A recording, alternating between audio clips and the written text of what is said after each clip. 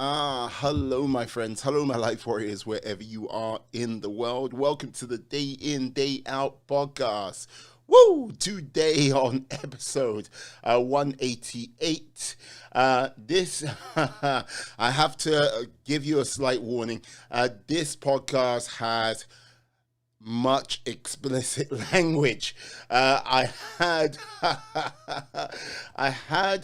uh, D on. Let's just say he has lived a rather colorful life. For his time in the U.S. Air Force, for his time volunteering for a church, basically getting kicked out of said church because of his sexuality, like how he kind of went on a crazy sort of trip after that into the realms of crime, drug dealing, to say the least, and his time in prison. And this is the thing, it is just the tip of the iceberg. So this is going to be the first podcast of a one. Part two, like I'm going to arrange to record that with him, like as soon as possible and get that out. But this is part one of this podcast. And I've got to say, yeah, if you think it's not what I'm going to say, it's not boring. It's a hell of a story. Anyway, sit back, enjoy, and yeah, I've warned you, it's got explicit language. So yeah, enjoy the show. Have a good one, guys. Peace. Oh, there we go. Hello, my friends. Hello, my life warriors, wherever you are in the world. Welcome to the Day In, Day Out podcast. Woo! Today on episode 181, no, 188, excuse me. I have DeVannon. Oh my God, I got it wrong. DeVannon on the podcast today. You know what? I've got to say, the title he comes up with is quite amazing. Like sex, drugs, and Jesus. Oh my God, I got to love that. Sex, drugs, and Jesus. If there's kids out there heard that, they'll be like, what? How are you today, sir? How are you? If there's kids out there, they're probably already having sex and doing drugs and already have an opinion about Jesus. Oh, wow. Indeed. You know what? But to answer your question, I'm pretty fucking fantastic. And you said my name right the first time. So congratulations to you. I'm gonna give you the Nancy Pelosi clap, the side clap. Nancy Pelosi's the third most powerful person in the United States. And so, I would say, yeah, I would say she's the second most powerful person in the United States because, yes, or she might be the fourth. Like, yeah, Joe Biden's nurse might be the second or third. I'm not too sure. You know what? It is what it is over here. So I need to come over there. Shit. Hey, you're more than welcome. I would just say this to you. The weather this year has not been the world's best, but you know what? We are surviving, getting on through. Now, yeah, you, sir, are a very interesting cat. You, sir, have lived, and like, yeah, quite a like interesting life. I don't actually kind of know where to sort of begin. Where would you like start your story from? Let me see. Well, one of my favorite lines from Harry Potter when he was going in there to basically die when he was going to fight Voldemort. Yeah. Oh Lord, I said the name Voldemort, and he kissed the golden snitch, and you know the words appear on there. I open at the close, and so I'll just start kind of at the close of like basically where I'm at now, which is kind of like how my book really in the epilogue ends, because that's kind of like the core of my message. Okay. So at the end of my book, I make it clear who my target audience is. And so I'm not talking to conservative church people. Fuck them. I'm talking to, unless they're open-minded, willing to take a second look at things, and humble, which is a tall order to fill when you're dealing with conservative ass church people. And my audience is people who've been hurt by the church, people who have seen people they love be hurt by the church. My audience is people who have seen bullshit go down in churches and they just can't with none of that. And people who stopped trying to grow spiritually and to learn spiritually like I once did because of church drama. Okay. That is it, and just general people who have an interest in spiritual matters. And, other than that, that is my audience. My audience is all kinds of cool, interesting people. I believe in Jesus. I don't like to be called a Christian because of the fuckery that it's become, especially here in the United States. I'd rather, I don't need a title. I'm just, a guy who believes in Jesus, period, done. And so, because I don't want to be affiliated with that bullshit. And I have a second book that I'm actually writing that's going to be called Don't Call Me a Christian. That's going to be coming out next year. And I'm going to be throwing major shade at the motherfucking church in that one. And so hopefully I don't get crucified over it. But if I do, it will be a worthy death. I regret nothing. And and so yes, I don't know. Like it's like you've come today. You're like, okay, if this was a film, this would be Rocky, and you were like out. You're like, okay, it's like, come on, or Creed. I'm not too sure. You're coming out swinging hard. Well, shit, all of those movies have drop dead sexy men in it, so I can be in either one of them and be just fine. And so, my story is a huge clap back. It's taken me, what year is this? 2021? When I got kicked out of church for being LGBTQ, that was around 2007, 2008-ish. And it's taken me, all this time to get, my shit together from being homeless and a drug dealer and everything like that, to collect my thoughts in such a way that can be constructive for people who went through certain things. So yeah, the gloves are on because this is a clap back. I'm about to clap back.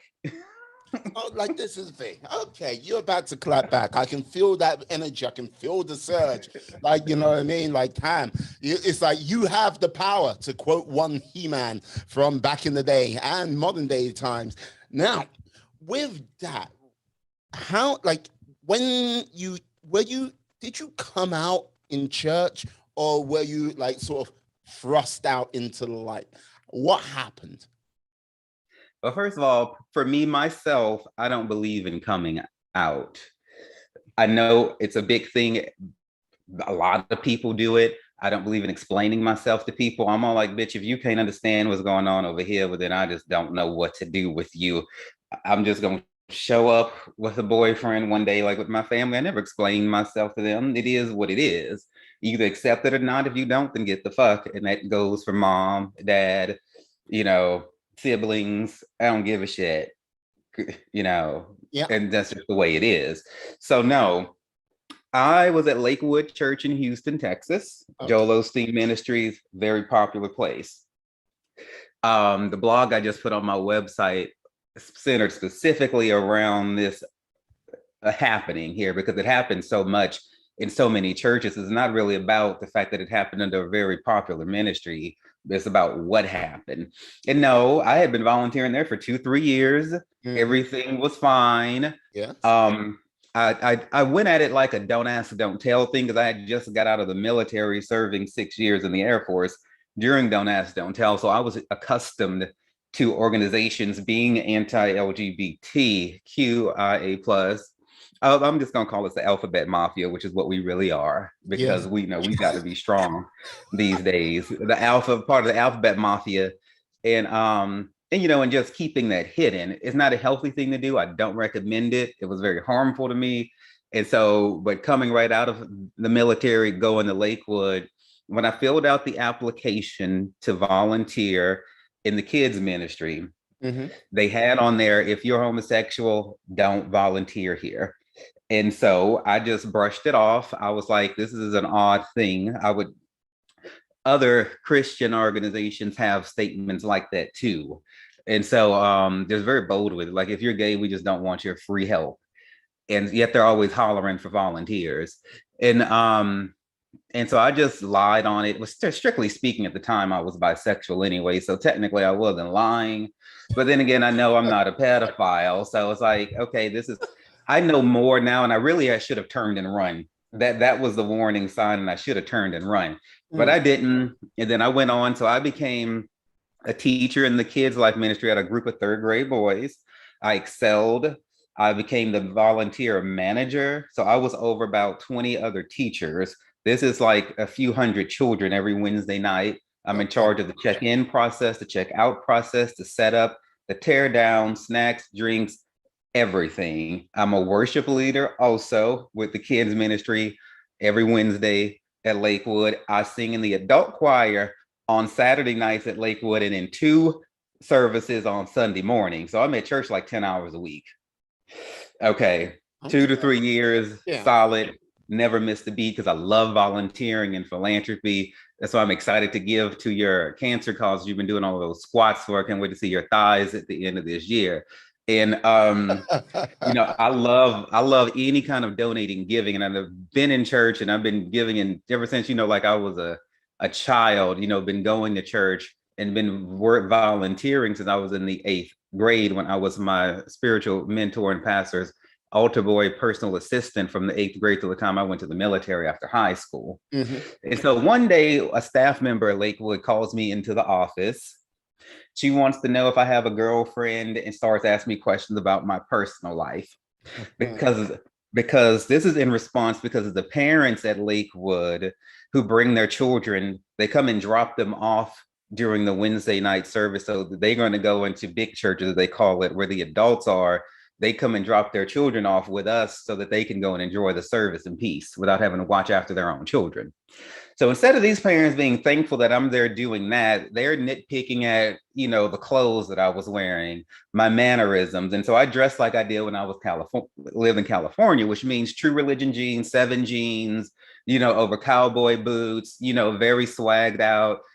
And then, a t-shirt or a button down, but no one could see that because at Lakewood, you have to wear these bright ass red or blue vests over everything, these big frumpy things, so that the kids can easily recognize you. So beyond that, so all they're really seeing are designer jeans and cowboy boots, which is not a gay, straight, nothing. That's just fashion. And so, and you would think in Texas, of all places, boots a problem? Come on now. And so, I would have thought the parents, Texas, like cowboy boots would have been like quite a standard thing, like in like many parts of Texas. You would think, but not in Houston. Them people. Then I don't know. I can't explain what goes through people's minds. There's people who think being around a gay person will turn their child gay. They think that every gay man is a pedophile. There is no scientific basis or reasoning. This is called fear mongering. This is people catering to their prejudices and things like that. Now, churches, as a part of their business model, look at parents as shareholders, stakeholders, investors, because the way it works, a church is going to build up a good, strong kids program. Then kids are going to want to go to the church. When kids want to go to church, parents have to bring them to church because the fucking child can't Uber their ass there. The parent could order an Uber, but that's not how the shit works. So the church builds a good kids program. Kids go, Mom, Dad, I want to go to that church because they look fun. They bring the parents brings the tithes and the offering and the money. And so now they're looking, then this is my theory, as a part of the reason why they bothered to waste my time with this bullshit. Was, they're looking at, is this going to fuck up our bottom line? Because if I piss the parents off by showing up and being myself, then they may leave and go somewhere else. And when they leave, then their money leaves with them. Okay. So no, I didn't have no fucking girlfriend because I was too busy taking dick whenever I was on my own time. But that's not something that I brought up there to Lakewood. I didn't bring no boyfriends, no hoes, no tricks, no nothing. That was a separate life. I volunteered till my fucking feet hurt, every Wednesday night in those beautiful boots that I had on. Then I went to the motherfucking club, but those two worlds never collided. And so time went on, I excelled, I began to win awards and shit and everything like that. And then I applied to be on staff, at Lakewood. I should have stopped then when they began to question me. But I said, you know what? No one's going to be perfect. This church is not going to be perfect. I'm not going to leave because of this. I'm dedicated to what I'm doing. Mm-hmm. Oh, only if the church was as merciful as I am. And so what happened was, so I applied to go on staff at church. They were in the process of hiring me. And of course, in the church, it's not like, 2 to 3 years of working right by my side was enough of a character reference. They needed to check my social media too, so that they could know for sure, and this was, I said that would do it because, you can't hide anything on social media. It will come out. But this is the thing though, they had to check my MySpace page because this was back in the day when social media was basically new. Facebook, Instagram, Twitter, Facebook, all of that was either non-existent or barely getting started. Tom hadn't even showed up. Whoever I think Tom was your first MySpace friend. I may have still had his ass on my friends list or whatever. I don't know. The shit was new. Yeah. So what happened was I had a really racy photo on there. I got tipsy or drunk one night. Me and my friend decided to do an impromptu photo shoot. And so on this, I had on these little bitty undies, some sleeves that had been torn off from a shirt, and like a Dos Equis cowboy hat that I got from like some shot girls at a nightclub. Okay. And so I was serving some face and some sexiness, and damn it, I looked good. And so I made it my profile pic. And so, I was, vain and in my 20s, fuck it, who's not? And so... but I wasn't like promoting the MySpace page or doing anything or sharing it. And so one day I'm at work and I noticed my profile views going up, and I know that I'm not actually actively sharing this. And so I got a bad feeling in my stomach, and I just like made it private. So then I get a text from the lady who was over me and in charge of the kids life program and the kids choir at Lakewood that they needed to talk to me that Saturday. So I'm like thinking, okay, could this be like I'm getting hired or what? I just knew it was going to be really, really good or really, really bad. And so I show up on Saturday. She's there, the lady who runs the kids choir and the kids life, and then the guy who's the pastor and in charge of the adult choir. They take me up to the 5th floor, which is a staff only place. So I'm thinking, okay, is this like the job offer or what? Nope. They sat at one end of this long ass conference table and I'm at the other end, and they proceed to tell me how they found my scandalous photo on MySpace. And look.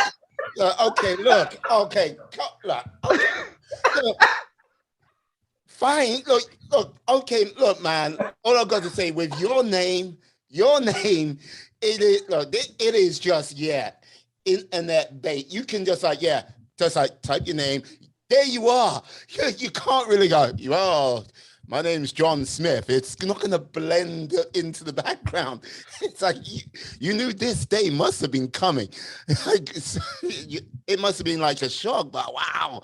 It's like Based on the head knowledge that I know about social media now, yes. But when MySpace was still a thing, it's not like it was so common knowledge that you may not get a job for social media and you may get fired for social media. It wasn't like it is everywhere now. You were caught up in that first wave type situation. In a what? In a first wave type situation. Like in the first wave, I'm from the country in Baton Rouge, and then I had been in the military all my adult life for 6 years, and social media just is not a factor there. You're in the fucking military and you can't get out until your contract's up. They're not gonna throw you out because of your social media. I don't even think we had fucking MySpace and all of that. No, because when I used to go look for dick, I was on gay.com. There was no apps and shit. I had to dial up on the laptop, print out the fucking directions, and then go get the dick. So no, I was in there, I was in there doing hard dick times, honey. No, the way you're talking about it is like, man, back in the day, things were hard. You had to go here, you had to do this. Look, now you can just pull out your phone, just like, yeah, boom. Right. just go from where you're at. You don't have to go back home, your base of dick operations, and then make your dick plan for the night. And so okay, you know what? Hey, all I've got to say is of all sentences I didn't expect to hear today.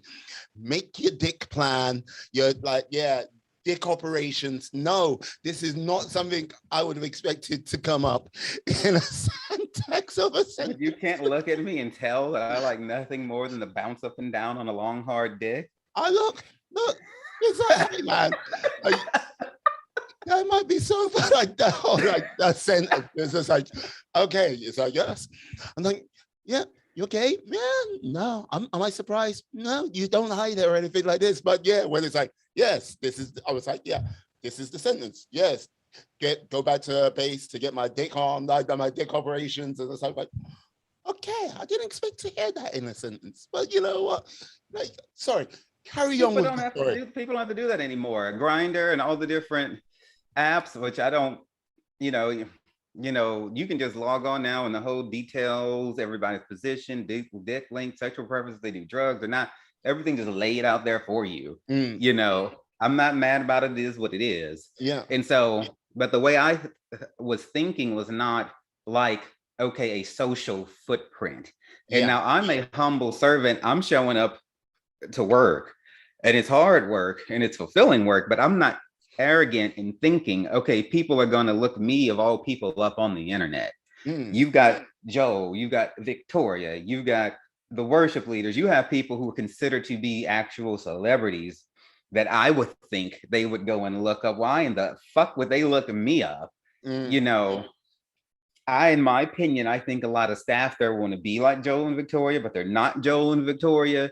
So they're thinking that everybody's going to just be getting Googled around there. And I'm all like, wait a minute, this church might be popular, but every bitch in here is not. So I didn't think I was, Googleable just because I was coming to fucking volunteer. Yeah. And then nevertheless, if it was that big a deal, they should have included social media etiquette in the training, because it's not like you just say, I want to volunteer. You got to go through background checks, all kinds of screening, applications, interviews, training. It's a whole full onboarding process as though you were working for a Fortune 500 fucking company. So you could have thrown in social media shit too, while you was telling me every fucking thing else under the sun. Mm-hmm. And so no, I didn't think that at all. And they were like, you're fired from everything. The choir, the adult choir has nothing to do with children. Yeah. And they were like, one of those kids could have looked you up or something. And I'm all like, okay, but they didn't. And then even if they would have, they probably would have been more open to talking to me, like this one kid did one time, because about his sexuality, he wasn't trying to talk to his fucking mom. He was trying to talk to Mr. D. But he still grew up and probably did what the fuck he was gonna do anyway. And so but the fear there is that, and basically what they're saying is, you identify as bisexual at the time. My letters tend to change when I don't have any anymore. I just whatever. I like God said, I am that I am. Male, female, LGBTQIA. I'm all of it, darling. It's quite a delicious living. And so, yes, bitch, I am that I am. And so, what they're saying to me is, you identify out there, therefore you are a threat to children, so we must remove you. You haven't done anything, but we know your people. This is the sort of stuff that you do. Okay, it's not true, because one time I was volunteering with a different agency in Houston that's much more open-minded and non-religious, and I like children, and I got 2 cats, and I'll adopt some kids one day, but there was during those times I was thinking about having children of my own. And as a part of the training at this other organization, they showed us the registered sex offenders in Houston. And so and they put the names, the faces, up on the wall, and half of them were women. And and then the other half were men who identify as straight. There wasn't no queen up there, honey. No, nobody was up there from my community at all. I was just really, really, really, really, really shocked as shit to see the women, up there, because when they send out those nasty ass pedophile postcards to the neighborhood, whenever a pedophile or registered sex offender moves into your neighborhood, I've never gotten one that had a woman on it. But when they put us in this training, like, there was just as many women up there as they were men. And so there is no foundation in science, research, factual history for people to think that men who have sex with men want to have sex with your young children, unless you just want to make that shit up in your head. But usually it's the straight uncle that fucks the nephew when no one's looking in families. That's how that shit usually goes. The gay uncle already got a dick in his ass and mouth. And then what the fuck can little Johnny do anyway for a grown ass gay man? Honey, we don't need him. And so now I am a cougar. I'm 38. My boyfriend is 24. I wouldn't give a damn if he was 18. I respect the motherfucking laws and shit, but I don't go no longer lower than the legal limits. But a cougar is a cougar. A pedophile is a whole different psychological profile. Gay men, cougars, pedophiles, not even in the same arena, unless you want to put us in the same arena because you're a fucking retard. Like, did they, like, apart from like saying to you, oh yes, we know how your kind operate and everything like this, was there anything else said, or like said to you about why they're letting you go? Because surely it must be illegal to like sort of just do that, like, oh yeah, you're done because of your sexuality. I never thought on the legality of it. I was too distraught and heartbroken over the shit. And I wish I would have gotten counseling or something, because I made a series of bad decisions starting that night, after that happened, because I didn't at that time know how deep trauma can really affect you. I also didn't know how we all seek community in some form, and how much that church, now once that community got taken from me, then I began to seek it in the streets, in places that I thought I wouldn't be judged, like nightclubs and bars and stuff like that, where drag queens were, where gay people were. And that's how I began to get into drugs and stuff like that, because I wasn't at church anymore. And then I was out there, and then I was pissed off at the church. So, but to answer your question, what else did they say to me? That was it. What she said was this, and I'll never forget that bitch's words. She was like, you can't be doing that, hanging out there with them. And so that's exactly what she said. It was a total Karen meltdown. The whole meeting was a fucking Karen meltdown. And I'm sitting there like speechless, because I could tell the decision was already made. The bitches made me waste my fucking gas coming up there. I suppose it was respectful for them to fire me from volunteering in person. And so what they did was offer me conversion therapy. And so they were like, we have these books here that we would like you to read so you can become ungay.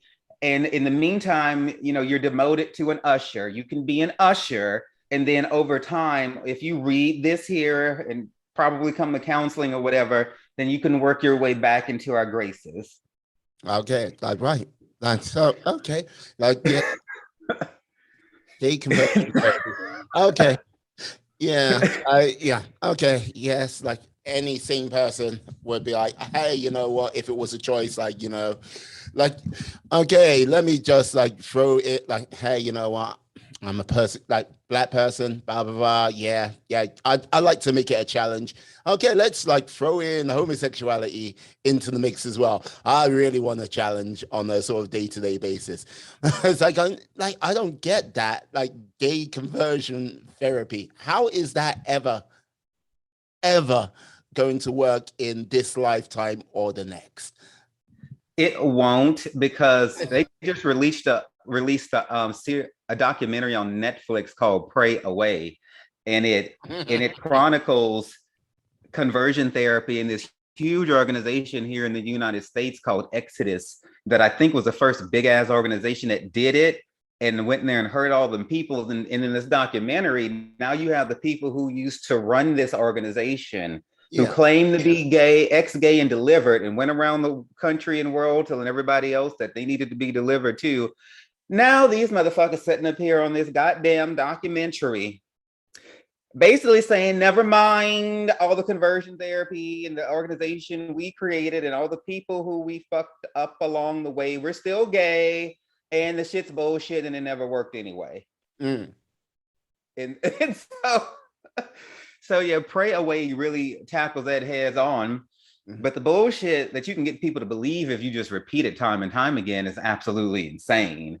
And so I had two decisions on that fateful Saturday. I was either gonna whip they fucking asses or just walk the fuck out. There was no in between. And at the time, I didn't have any felonies like I do now, so I hadn't been arrested yet. And so I decided to just get up from the table and walk the fuck out. And, you know, and as I waited for the elevator to open, they just looked at each other like they were totally fucking confused that I didn't go along with their conversion therapy, being an usher, you know, type of shit. You know how arrogant they are to think that I'm just going to to let them take something that's that important for me, tell me to go be an usher, read books. And, you know, I didn't even get a chance to say goodbye to any of the children that I worked with or anything like that. It was an instant thing. Like I was just poison to them all of a sudden, you know. That is trippy, to say the least. Because look, me personally, I would have been like, okay, wait. Down to religion, sexuality, anything like that, you can't fire me. Like, at the time, you had no felonies, you didn't have a record, you were totally clean, kids loved you and everything like this. Yeah, you may have had a picture on like MySpace, right? That's how long it is, MySpace, like, which may have been like, yeah, a bit risque, but if you weren't advertising it, you weren't putting it out there, it was just a case of they decided to actively search yourself out on like the old Google itself. Like, I don't think the kids would have really cared, but yeah, what they did was, I don't think is legal. I would say no, like definitely not legal today. I have no idea. Like back then, I'm not an expert in American law, employment law, stuff like that. Well, but the thing is, while we were in this meeting, they informed me that I wasn't the first person. They do it all the time.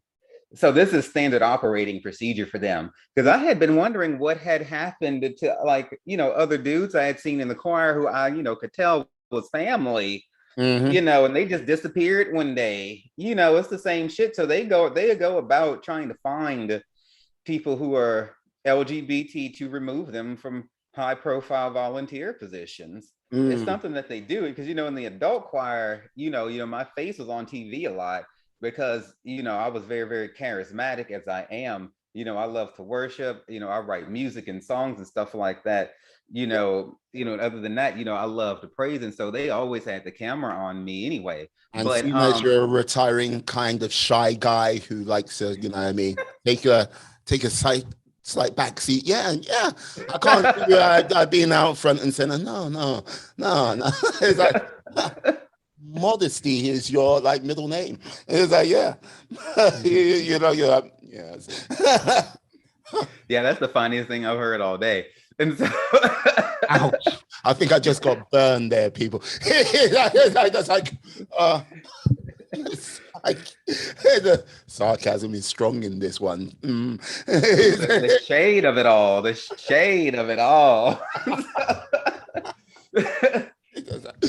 I'm feeling the spirit of Billy Porter coming into me. I'm feeling the spirit of Billy Porter. Oh my God. Oh, I can't handle that right now. I'm delicate. The category is. It's like, oh my Lord. The category is bitch ass churches and the gays who overthrew them. Uh, well, like this is the thing. Like it's like in some respects, if you sort of like look back on like when you first got there and like you saw that sign and everything like that, today, would you say back then you were not as authentic as you truly are right now? Because like this is the thing. Like you were in the military, don't ask, don't tell. You didn't. You came to this church and it was like, yeah, you kept like a large part of who you were hidden away. So would you say you were your authentic self while you were there? Oh. I was authentic in my intentions, you know, and in my calling to worship, lead worship, contribute to worship, and to have a positive impact on children. Yeah. I was not authentic within myself because I had been, you know, taught to quiet myself. I would never do that again. I wouldn't do it now, and I don't recommend it. You know, people of the alphabet mafia, we have no business in churches that are not affirming and who don't think that there's nothing, who they only go to churches where they don't have a problem with our lifestyle. Not they think we're going to go to hell or not any of this. Well, all sin is the same and be engaged as another sin, so we're not going to judge you. Yeah, that's a step up from just straight out condemnation, but it's not good enough either. You know, only go to churches, I think Lutherans, Episcopalians, metropolitan community churches. We have options. We don't have to go to the church that our parents grew up in and all that bullshit, you know, because it's very harmful mentally on us to go and sit in churches that speak against us, or like how they used to do at Lakewood. You know, they weren't vocally against it, but they weren't for it either. They took like this weird ass gray area, like a lot of churches do. Well, then fuck that too, because they need to be outspoken for you. Other than that, they don't deserve our money. And the gay dollar is strong, honey. They don't need not one fucking of our beautiful glistening fucking pennies. And take that shit somewhere where your gifts are going to be recognized and you will be accepted, and they're not going to just toss you to the curb because of who you love and what you're doing when you're not even at the damn church.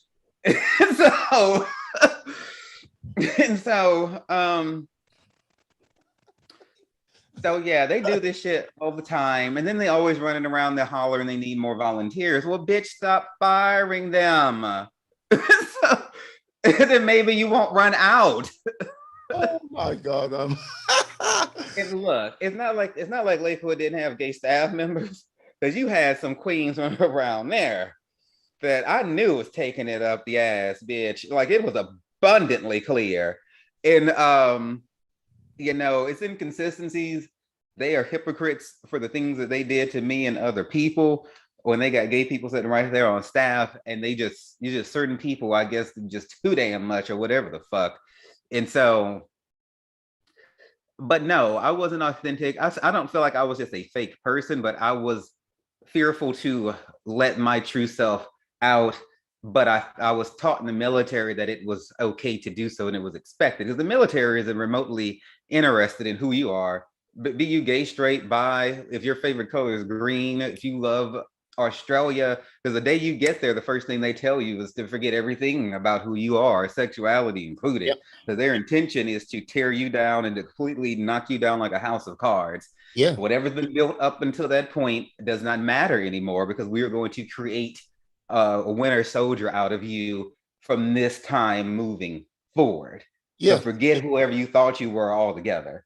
Oh, but that's the military for you. It's a case of you're there to serve and basically to be deployed. It's not a case of like having sort of unique personalities wherever your sexuality might lie or wherever you might like see yourself in the world. The military don't care about that. It's a case of you are part of the U.S. military, like Air Force, like Marine, Army, Navy. That's it. That's where you belong if you've signed up to it. You were in the Air Force, you said, right?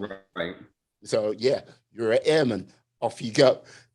No other tags. And it's just like, yes, these are the brothers and sisters in the Air Force. End of story. I can see that, and it must be kind of weird being in a sort of environment like that where, okay, you've gone from one environment where you can't be truly your authentic self, then into another environment where you can't be truly your authentic self. Did it ever sort of get tiring for you? Because it's like, yeah, got to sort of not be so much on guard, but you got to be wary of what you say and how you sort of act, if you get what I mean. Not really, because it's not like I really had to actively do it. Maybe I had gotten so accustomed to doing it in the military, it became second nature. Maybe. Yeah, maybe. Coming out of the military with mental issues is pretty much the standard across the board. Now, it might take you some years to realize you fucking got mental problems, but since then, there's been a lot of, psychiatrists and therapists, and spiritual counseling that I've had since those days that have helped me to come to the point where I'm at. But I needed a lot of internal work done. Mm-hmm. I needed a lot of it done. Those things that I allowed people to put upon me then, both the military and the church, I would slap them across the face, before I let that happen. I would cuss a bitch out. I would not have done that to church people back then, but let me come around one of them motherfuckers today. Talking about some DeVannon, and you're a threat to children. Bitch, you got me fucked up. Now, while they clutching their pearls and all of that, I would be busy reading their asses for absolute pure filth. But I wouldn't have done that back then because I was still, coloring in the lines, even though I was being hurt. I had been taught not to clap back, because in the military, you had no say. No matter what the fuck they did to you, you could not protest. You didn't have anything you could do. And now they could put you out, but you can't quit, until that 4 or 6 year term is up. So the military had all, power over you. If they didn't like us going to a certain bar, a club, they would put it like on a blacklist, and we had like base decals on our cars. They would send what's called the Office of Special Investigations, OSI, which is like an FBI or a CIA, to go and look to see who's doing things that they shouldn't be doing when they're out of uniform and off the base. As a military, they're real extra. Like, your character is defined not just on base but off base, so they want to control everything off base, on base. I almost got kicked out for wearing piercings and shit. I got like 2 Article 15s.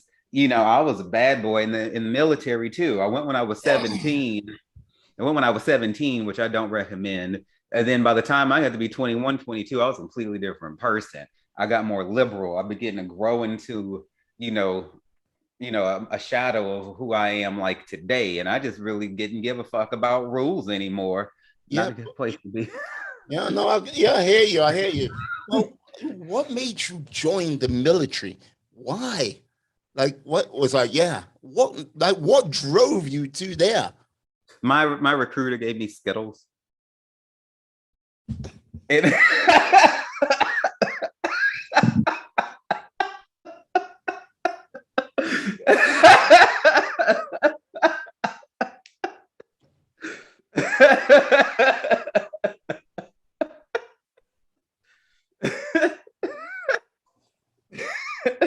That is some of the dumbest shit I've just heard right there. Get you skill. Oh my God. You know what? I wish I was there right now. I'd slap the black off you. I swear to God. It's like skill. So, to be more specific, yeah, he did give me Skittles. They were the best Skittles. And what they did, I don't know if you've ever had it happen to you in life, where you are presented with an opportunity and you just feel it like in every, like, you just know that that's what the fuck you're supposed to do. You can't too much articulate why, and the shit ends up working ultimately. Now, not everybody has this ability. It works for me, that sort of spontaneity and shit like that, sometimes. So I had never thought about the military. I didn't have a conscience. I was going to try to go to LSU, Louisiana State University, or or Southeastern Louisiana University right here. But in my high school, I went to a college prep school, and there's a military entrance exam called the ASVAB. It's like an aptitude test that you must take in order to enlist in any branch of the military, so they can know what sort of job you can be put into. Well, we were just in class one day, and an announcement came on, like, all seniors report to the cafeteria for this test, and we just like, okay, I guess this is happening. It wasn't, do you want to take the test? Do you want to sign up? They're like, no, bitch, you taking this fucking test. So I don't know what kind of deal the recruiters cut with my school or whatever. But so we sitting in there, we just fucking around, bullshitting, just playing. I ended up getting like I think like an overall 81, 99 is the highest. And then you're scored in 4 areas: mechanical, administrative, general, and electric. I have all that memorized as I was a recruiter for a while in the Air Force too. And I got like a 99 in a couple of areas and shit. And so the recruiters, of course, are going to call because those scores you take get sent to Marines, Army, Navy, Coast Guard, every fucking body. It just happened to be the Air Force that called first. And my parents, and this is like February, I'm already, got applications in the colleges and shit. And, graduation's in May. This is in February. Yeah. And so they call, I'm not there. I'm probably out doing what the fuck ever at work. They're Raising Cane's or Wendy's or whatever fuck I was working at. And my parents are like, go talk to the recruiter. I'm like, no, I don't do that. And they were like, just go talk to him. I was like, okay, whatever. So then I like went over to talk to the recruiter at my parents' behest. And then he was like, praising me, high scores, blah, blah, blah, blah, blah. He was telling me about this job called electronic warfare. I'm like, okay, that sounds cool. I was thinking more administrative for me because I had just, spent years managing my school's wrestling team that involved a lot of paperwork and watching a bunch of delicious big dick bubble butt men run around too. The perks, honey, the perks. Look, it always boils down to dick at the end of the day. And so like, you know what? I can't say you're not focused. That's one thing I can say. It's like, yeah. It's like, there you go. And so concentrate. It's all Gucci Boochie. And so so he's telling me, all about the $6,000 sign-on bonus for that particular career field and travel, free education, blah, blah, blah. So on and so forth. My grades have fallen in high school. I think it was because I was a straight A student up until the second semester in my 8th grade, and my dad had an affair. And I didn't know that troubles in the home can cause a person's grades to drop. I had been, the previous year in 7th grade, I was the only person in my middle school who had straight A's the entire year. And I was the only person to receive the golden trophy that you get whenever you get straight A's for the entire year. I was the only motherfucking person to get that trophy. And so I went from that to barely graduating high school. So it's not like my GPA was the strongest for like scholarships and shit. So it was a win-win. It worked. I had not considered it before. And yes, he did give me Skittles, and that sealed the deal. And so like, fuck it, 6 G's, free college. I get to leave fucking Louisiana, and go live somewhere else. Bitch, sign me best. So, so off I fucking went. And, and then we lost our house. I'm not gonna say my parents lost us our house when I was in high school too. I came home from school one day and all of our shit was packed up. They were like, you moving like now. And it wasn't like we went to a better house. We went from like a good house, brand new house, down to like back to the hood where every other house was a crack house where I had grown up at. Okay. And so all this shit, I guess couldn't deal. My grandmother died when I was a junior in high school. Woke up, she was dead on the floor. It was a lot going on. But it took me years to realize that I wasn't, not able to grasp the subject matter. There was just the family life was just fucked up, and it just ruined my fucking GPA. Yeah. Because up until the problem started, bitch had straight A's. And so anyway, all of that worked out, the military, and then off. So that's why I enlisted. The Air Force is not a very physical branch. I'm glad the Army and the Marines didn't call first. I don't know. I could have ended up there. The Air Force is a very headstrong branch. A lot of things are very, you have to have highest scores to get in the Air Force. It's not easy to get in the Air Force. I know, because when I was a recruiter, it was a bitch to put people in the Air Force. I had to disqualify a shitload of people who could go to the Army, Navy, Coast Guard, Marines, but the Air Force is just picky as fuck. And when I was an Air Force recruiter, Republicans, conservative people, I got no more patience for them. Karens, Kens, none of them. I like Jesus. I love Jesus and all of that. I'm more that version of Jesus. You remember that story when they were buying and selling in the temple and he tied up a cord and beat they fucking asses? That happened. Jesus whipped they fucking asses. He only did it once. But that's the version of Jesus I am. I'm not the kumbaya. I'm all like, bitch, you stupid and you damaging other people. It's time for you to get slapped across your fucking mouth, or cut in your fucking throat or some shit. I'm tired of playing with these people because they don't understand. So a part of my regulations, the book is this fucking thick, longer than my dick, okay? And I don't have a short dick either. Of all these rules why people can't go to the Air Force, if they got a GED and they didn't graduate actual high school, if they went to like an alternative high school and not a real high school, you got to get a waiver for all that. Bitch, if they had orgies before, if they smoked weed more than 50 times, meth once, crack once, somebody sat there and thought out, if you did this many drugs exactly this many times, and you have bad character. This is why recruiters tell people to lie and shit. So people come into the office, and I gotta ask them these questions. When I send them to the processing station, they're gonna get asked it again. So I'm like, have you ever done meth, heroin? And they go, well, oh no, okay, 0. So wink, wink. Because there's no way they can fucking tell. It's not in your system. Don't shoot up and then go take the fucking drug test. Do that shit after the drug test. And so. But they got shit in there if you had orgies, if you were this sexuality and all of this. And it's just like, if I want to get gangbanged by 50 different dudes, what the fuck does that have to do with whether or not I can comprehend what to do in this air traffic tower on this jet?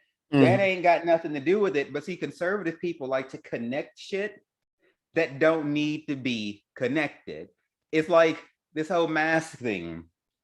Oh, if you wear a mask, then you're being repressed by the government. But bitch, you put a seatbelt on every damn day too, and the government told you to do that. You're not running around all willy-nilly. You see, they making problems where they're not supposed to be. My bitch ass neighbor next door. Okay, one of the church people. She one invited me to church. She's the perfect Karen. I threw roses in this huge ass lake that we have. The lake belongs to the damn neighborhood, about 15 houses on this side of it. And it's wide and nothing but trees and wilderness back there. So my boyfriend gets me flowers when they would die. I would just, put them in the trash, throw them in nature where they can biodegrade. It floats into a view. She sends me a text talking about can I remove the flowers? Okay, because it's not pretty. I did not remove the flowers. I called the Homeowners Association. I was like, okay, what are my options here? Karen has gone wild. They were like, Karen don't own the lake. None of us own the lake. That's not our personal property. Our servitude, our property ends with our dirt. And so they were like, I wouldn't do that, shit like that. So, but there's trash and shit that floats back there. She's not reporting that, just the flowers that my boyfriend gave me, but she don't know where the fuck they coming from. But you see how conservative people like her fucking ass took a problem that didn't need to be a problem and made it a huge fucking problem. Then I cussed. I told ass never to contact me again after that because I was done. Like I told you, I'm done. Because people just create issues with the vaccine. Oh, Bill Gates is tracking us through the vaccine. They're going to take over our minds. Okay, based on what proof? None. You created a problem where there wasn't one. You're gay, so you are going to fuck children. Why? You don't know. You just feel that way. you created a problem, where there wasn't one. If you had felonies, like I had to go into business for myself because it was so fucking hard to get a job. Mm-hmm. After I got arrested 3 times for 4 felonies in 2012, SWAT came and got me and everything. Okay, you had felonies 7 years ago. We can't trust you today, even though you haven't been in any trouble since then. They're creating problems where there aren't any. I'm tired of fucking conservative people. They got to go. Like, surely not all conservative people. There must be, you must be able to see some good in some conservative people. But then they're not conservative, then they're liberal. or like I say, if you're open-minded and conservative, but very few conservative people don't go that far with it. A woman can't get an abortion because we feel like we should put our rights upon her, our beliefs on her. Mm-hmm. 2 men shouldn't get married because we feel they shouldn't. They not paying bills in my house, I'm not paying bills in theirs, but because they feel like it's a problem, then no one should be able to do it. So no, fuck conservative people. Okay.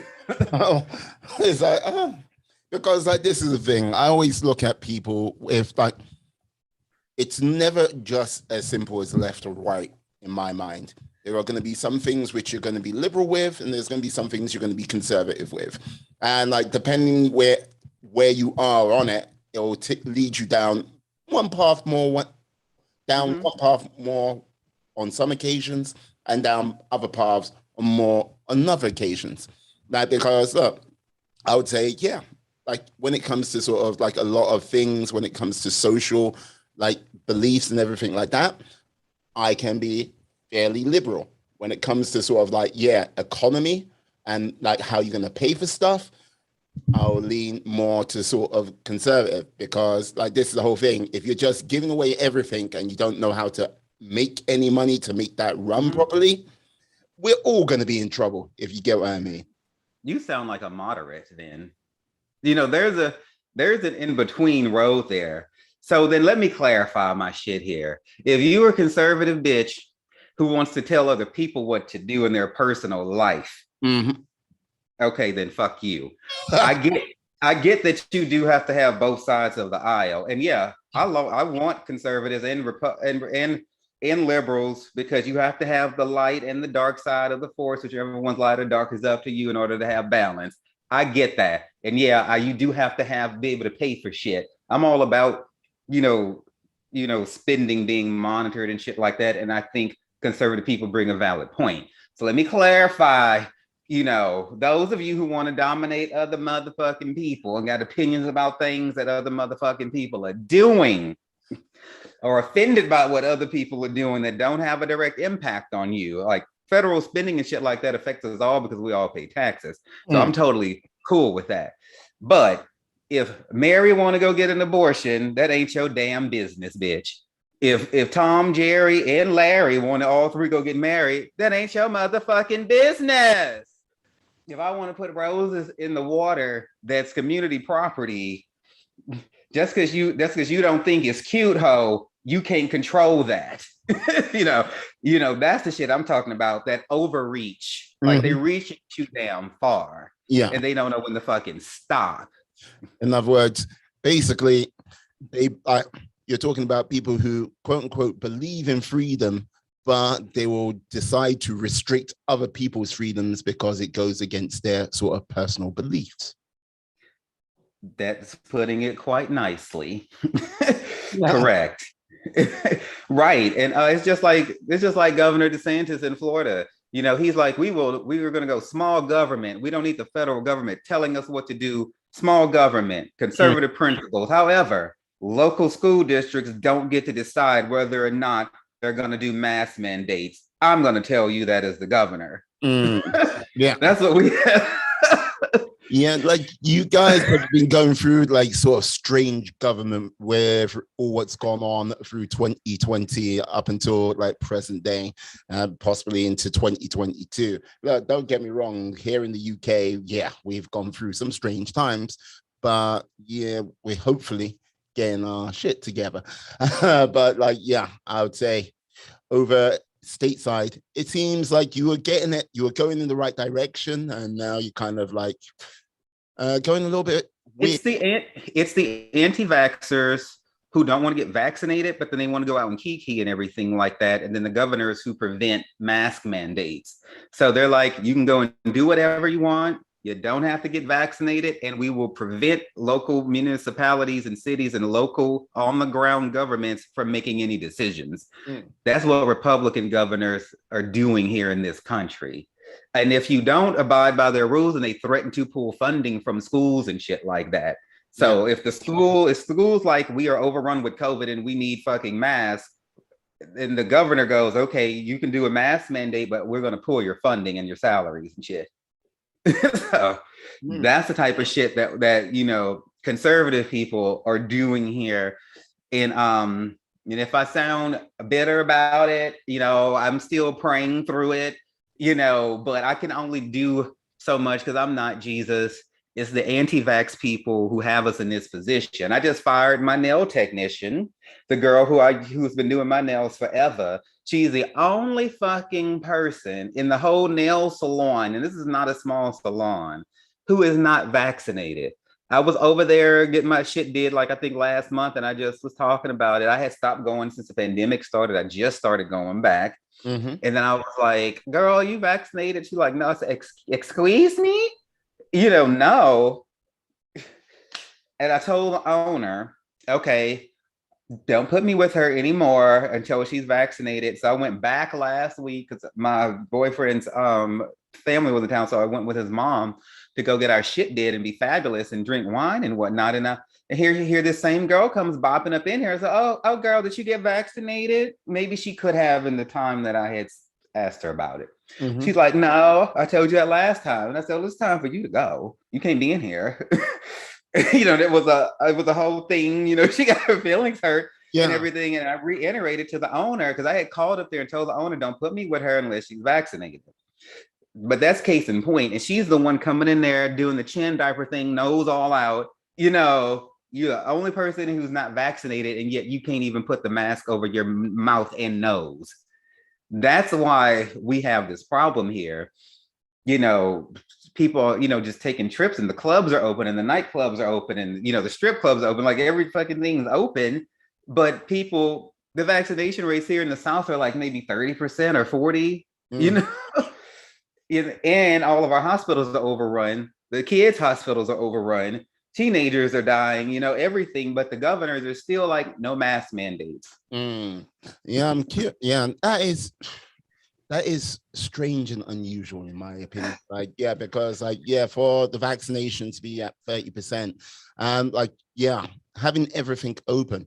You mentioned that you had to basically start your own business because, hey, like you had a couple of felonies, and that makes things hard for you to find employment. So how did your business like survive through the whole of like sort of 2020 up until now? Well, by the way. Well, my massage therapy. Okay, so I have a website called DownUnder Apparel that sells kinky lingerie and sportswear and workout clothes and things like that. I'm a freak. And what's the word am I looking for? Exhibitionist, all of that.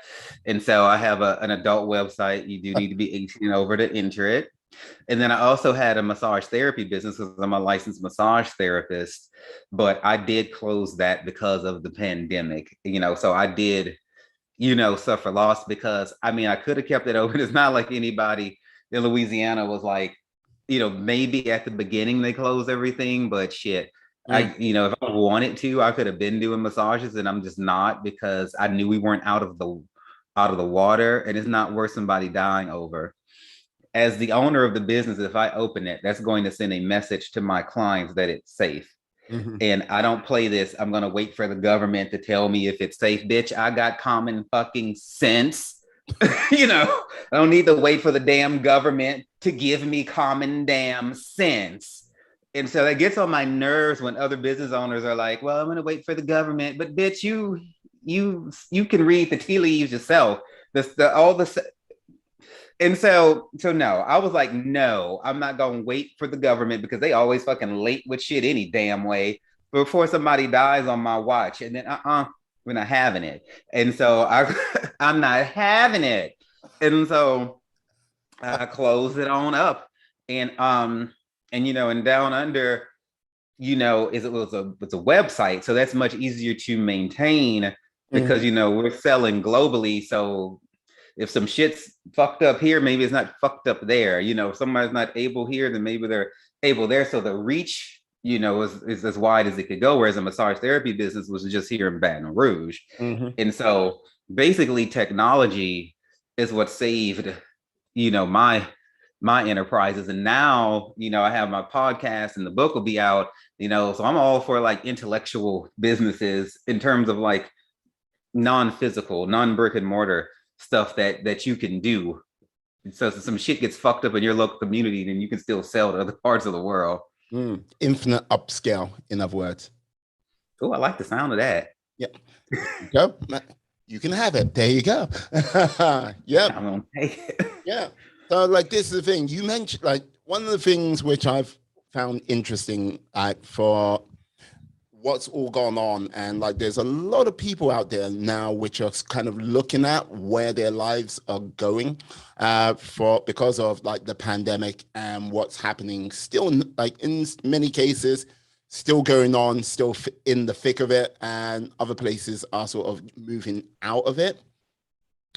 Like, what would you say, have you seen amongst your friends, your community, with regards to like, yeah, they're sort of like going, I need to make changes in my life. I need to sort of like embrace new things or like go in a new direction?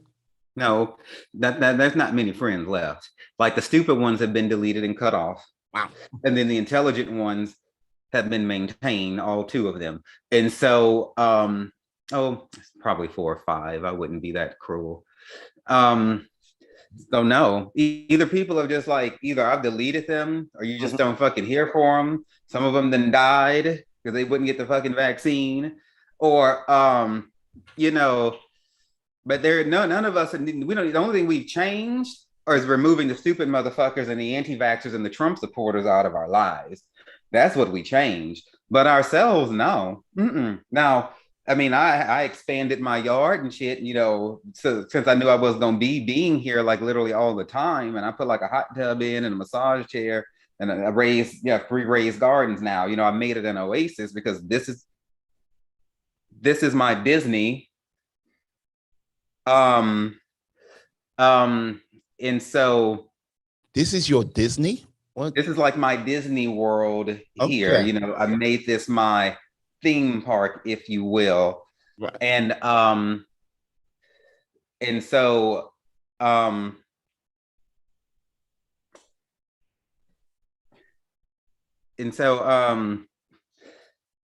yeah, sorry about that. I think my parents like just came in here and I've told them not, well, can you hear like that noise out there? No, I'm all good. I'm all good. If you start to hear something, then let me know, because I've told them not to come up in my house unless they text me first. I don't have my phone unless I respond, because I be doing a show. So I'm gonna read them for filth when this is over. We won't have this again. I'm so sorry. So I had to be sure somebody wasn't breaking in at first. I'm like, wait a minute, wait. And so no, there's no changes. We're all just kind of holding what we've got. Mm-hmm. We're saving a lot of money, so we're not spending it on anything. And coming out of it, my main thing and all of our main thing is to be sure that we don't let ourselves get around people who have demonstrated low IQs a lack of reasoning and common sense, because those people, when the next pandemic comes, are going to probably do the same shit again. If they voted for Trump before, they probably go and vote for whoever the next would-be dictator tries to take office. Now they've shown their asses, is how we put it. They done shown their ass now. Now, if we gonna be stupid and let them come back around us, that's on us. This pandemic has revealed to us the true nature of people. Somebody I deleted from Facebook couldn't understand why I did not like Donald Trump. They were one of those, oh, poor Trump, why do people just don't like him? I'm Black, I'm gay, I'm everything that man hates. And you really have to ask me why I don't vote for Trump. Like, is that type of stupidity that people have? Like, I can't fix that. I can't explain that. That's beyond help. Only thing I can do is click delete. That's all I can do.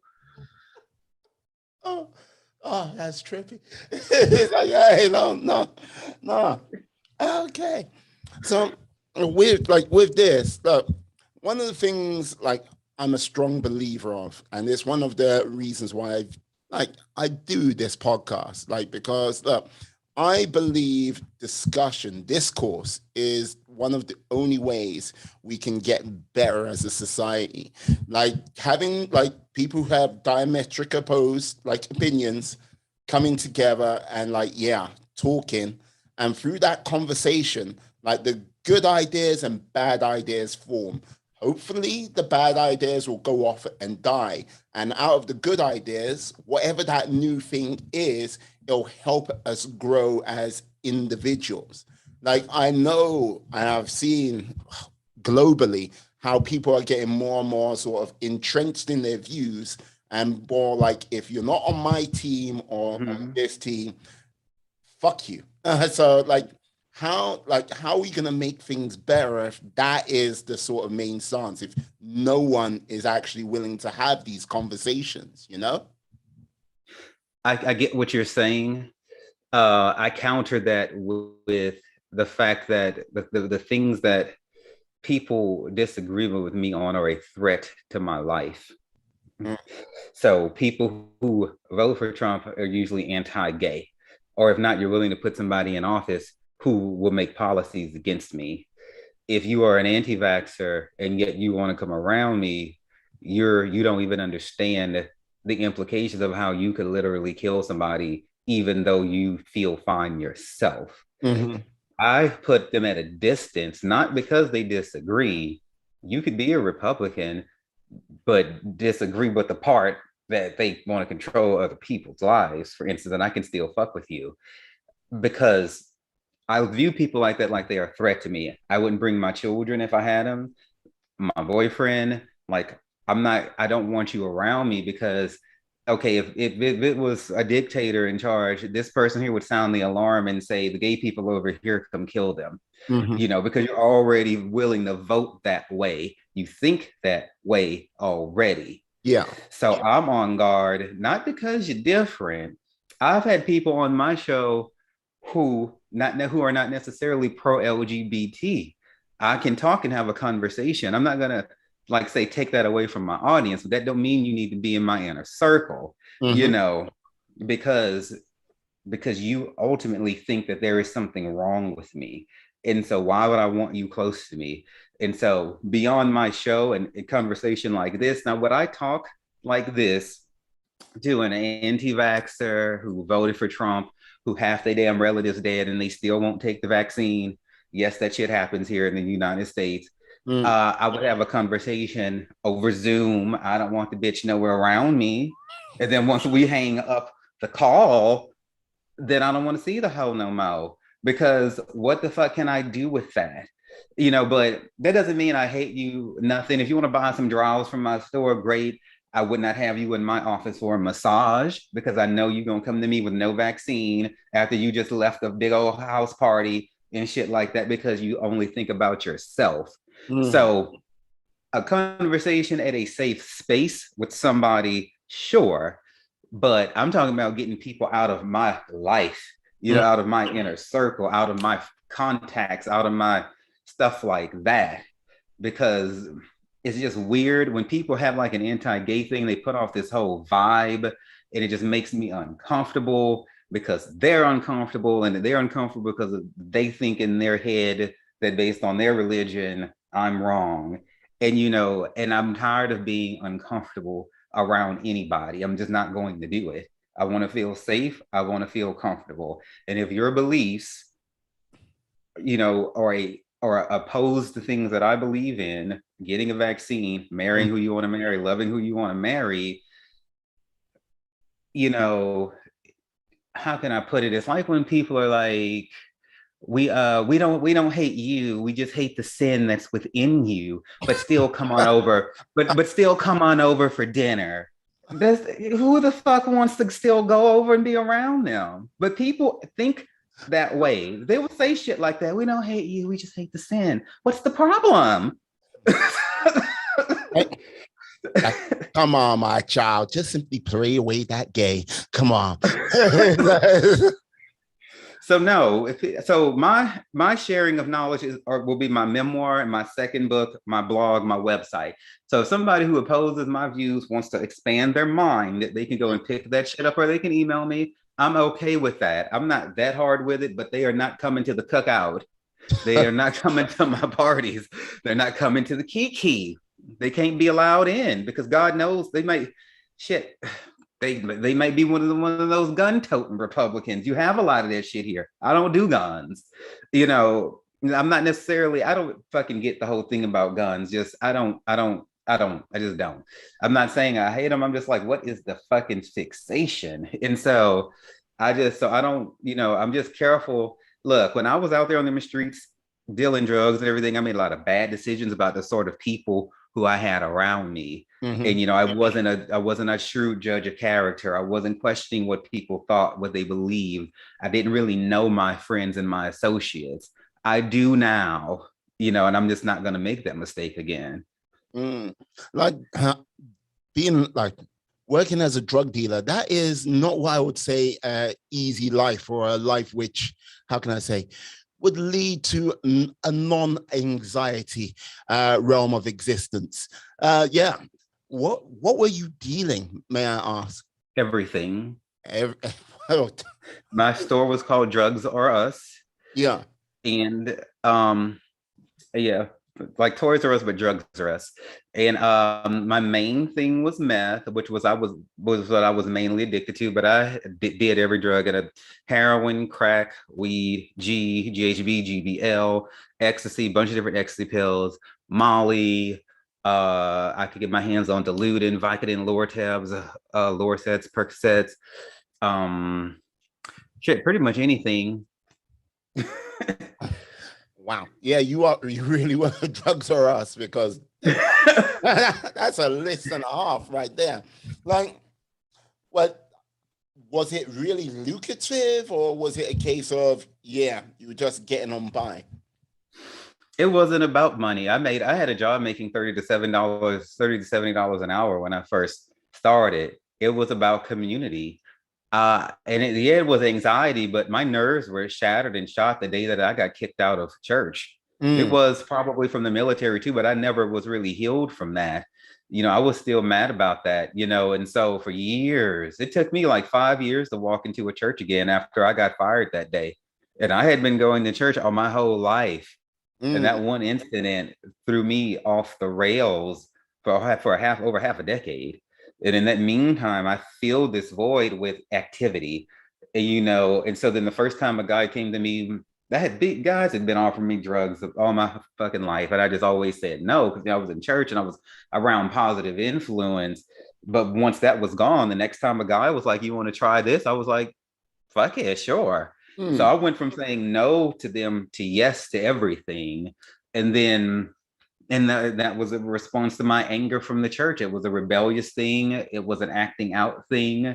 And just because I'm a businessman and I think in terms of transaction, I started to notice that if I buy these drugs in bulk and sell them to my friends, and I can cover my personal costs.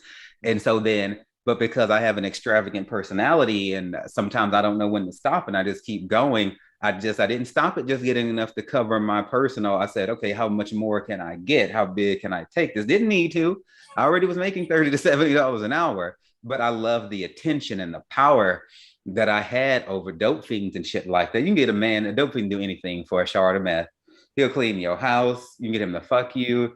You can get him to bodyguard you. You can get him to do anything. And I relished in the power and the command that I had over these big, strong men. And at that time, shit, last time I got arrested, I weighed 127 pounds, you know, and so I'm like this big and I've got these huge, fine ass men who will do whatever the fuck I say because, you know, I'm a drug dealer and there's a hierarchy, you know, you have your meth cooks and all your drug manufacturers at the very top of the chain. Then you have your suppliers, and you have the dealers, then you have the end users. And I was like a dealer supplier. I was probably, I'm gonna just say this: the people who I was getting it from was moving probably like 2 keys of meth a day, and so I was. Wow, what is the market value of 2 keys of meth? I know I have to ask because look, when you go, 2 keys of meth, look, okay, there is a monetary value which comes with that type of product, but when like 2 keys is a lot. A kilo is a lot. 500 grams is a lot. Like 100 grams is a lot. So when you go 2 keys, what was that? What does that break down to? You could probably sell a gram for like 1 to 200 a gram. Oh God. In Houston at that time. Now it's different every city you're in, but yeah. Okay. God damn. Okay. Right. Oh yeah, my dealer, you had like a Ferrari and shit, you know, and so we were, you know, it wasn't like, but you know, it was, oh my God, it was so entertaining. And I don't mean to glorify this, but I'd be lying if I said it wasn't fucking glorious because it was, you know, it in terms of like in a carnal way, you know, being back close to God like I am now, and that those two things wouldn't mix. They don't mix well because one is glorifying everything that the flesh wants to do, which is selling drugs, and then the other is more spiritual edification, you know, and reaching, you know, trying to connect with heaven, and you can't do both. And so it was constant, you know, the phone's always ringing, you know, and I started off, you know, being a driver for somebody I was getting drugs from. I would go get his dope, deliver it to people. It was very professional. They would pay him through like an app. I would just go drop it off and then I would get paid in a cash dope split. That's another way I got free drugs. Well, free drugs meant I worked for him technically. So I would do my day job and I would deliver drugs at night. And it was just fucking fun. It was a new people. You know, you got some personalities in the fucking drug world, but then you got even personalities more so in the meth world. And so it gets real character or two out there. Yeah. It gets real entertaining. And it was just fucking thrilling. And I mean, I had the extra time. I was no longer volunteering the 10 hours a week, you know, at Lakewood. And so I had plenty of time to run around delivering drugs and shit like that and party. You know, I discovered what Sunday Fun Day was for the first time after I got kicked out of Lakewood. I didn't even know people partied at the fucking gay clubs literally all fucking day from Sunday morning to the Monday morning, you know, because my whole life I had been in church on Sundays. And so now I'm like, what's this whole new world? Basically, I'm like a kid just leaving the country, just coming out. Everything's super like a big deal. And I'm like wide-eyed and everything's glistening. And I'm not filtering anything and screening anything because I'm young, I'm naive, I'm inexperienced in life because I've been in the military my whole adult life. And damn, all these guys look good. They can fuck. They got everything going. And it's never a dull fucking moment. It's never a fucking dull moment. And then it was entertaining. It was so fucking entertaining. The power was intoxicating even more than the fucking narcotics was. And I'd never do it again. But, you know, for that time in my life, as I say, I earned my Rick James honorary sequins coat and pumps. As Rick James would say, it's hospital time, bitches, whenever he would overdose. And I partied like a motherfucker. fucker. When Amy Winehouse died, I had a fuck rehab party at my apartment there in the gay district in Montrose, and I made like a fuck rehab tank top, and I served like cocaine and alcohol and shit under the black lights. It was some Studio 54 discos retro shit I was on. I party like a motherfucking rock star. Oh my God. It's like Studio 54. Oh my God. Yeah. Wow. Now, Studio 54 back in the day, next level beyond. That was a crazy place. Now, so what was it? What was that epiphanal moment? What made you like go, give up the power? Give up the extra money, give up the lifestyle. What was that epiphanal moment? Moving back to Baton Rouge after I got out of jail, because they transferred my probation from Houston to Baton Rouge, put me out of reach of my suppliers. You know, I didn't have a car, because when SWAT came, they arrested me and they gave my car to the informant who they used to apprehend me. And then I never really could keep it. You know, I would get it, but since I was homeless, I really couldn't hold on to shit. You know, when you're homeless, shit just tends to slip through your fingers. But I was cut off from my supply. I didn't know where to find meth here. It's not like I didn't try, you know, but I didn't really let go of that desire for power. I just couldn't feed it anymore. And then over time, I began to, you know, get sober and everything like that. You know, I mean, that, you know, that's something if I wanted to, I could right now, I know exactly where in this city I can go and pick up some weight, as we call it, you know, get somebody to drop some weight on me. And then I can go out there and establish a drug business if I want to. And it's not like I don't, it's not like I don't feel that pull from time to time. You know, I just choose not to do it. It's not like I struggle every damn day, but you know, when you've been like Miranda Priestley from The Devil Wears Prada with some shit and you just running that shit like a fucking boss, it's hard to let that go. I didn't want to leave Houston. I was homeless. You know, I had risen to success both in, you know, the corporate world and in the criminal underworld. And even though I was homeless, I just didn't want to come to terms with the fact that none of that was my reality anymore. I didn't want to let it go. It was shit had been gone to hell. You know, I had nothing to my name and I just needed to go home, but I didn't want to do it. I was just walking around their home, was thinking something will change one day, you know, I'll, you know, I don't know, come into a lot of money, or I'll be able to sell a lot of drugs and come back up. A lot of former drug dealers are like that. They just need that one front, just front me some drugs this one time, you know, and of course we just end up using it. And see, when I found out I had HIV, that's when stuff really got off the rails. And I started to get super reckless because then I thought I was going to die. So then I was hurt by the church, and now I done got HIV because I let my guard down, because I left the church and started doing drugs. Now I think I'm going to die in a few months because the only people who I had known who had HIV were all dead. So period. In those days, you would walk into a bar in Houston looking for a bartender or a barback or whatever, and they would be like, yeah, well, he died. You know, and so people were still dying in the year 2011 in Texas of AIDS. Wow. And so I didn't know anybody who was just happy and successful and living with it. And so that's what I had in my head. And so I found out on a voicemail, December 31st, 2011. So we are coming up on 10 years, a voicemail this bitch ass idiot doctor left instead of bringing me into the office. Or if I could at least waiting till the 1st or the 2nd, let me enjoy my damn new year. You're going to leave this shit on my voicemail on December 31st. I check it. That's a whole cry. I'm like crying and shit. But, you know, I go back in the club. This is like 11:30 at night that I finally checked the voicemail. I wanted to be brave. I was like, I'm going to check this voicemail. I'm not going to let the new year end, because I had a feeling it was something bad, because this doctor was a liver specialist I was seeing at the time. I don't want to call him my doctor because he's a worthless piece of shit. And I was seeing him because I contracted hepatitis B.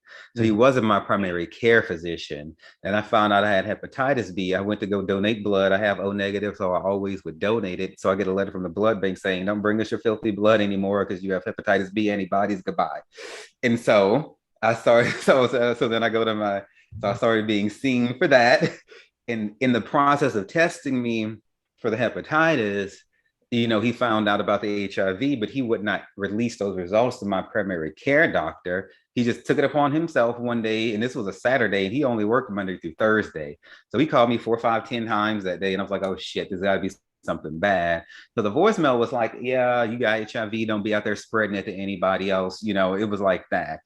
And so it was a real insensitive, and a lot of doctors are insensitive assholes. Nurses and nurse practitioners are much better. I have a nurse practitioner now. I don't fuck with doctors, and they just ain't got no fucking soul. A lot of them. So, yeah, no, I'd say with a lot of doctors, like that sort of thing of empathy or sympathy with people because they're around it. And they're just like, yeah, they just see the human body as like either a machine, which they just fix and repair, or they just like put the walls up so hard so they don't feel anything.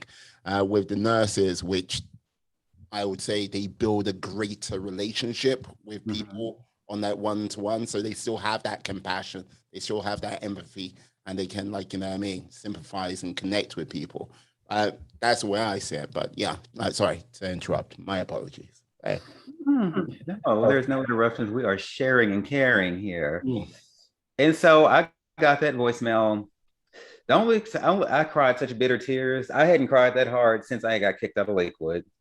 And not very many things in life have cut me that deep to cry like that. My grandmother's death, when I got kicked out of Lakewood, when I got HIV, and when my pastor, Evangelist Nelson, died when I was at the hospital with her.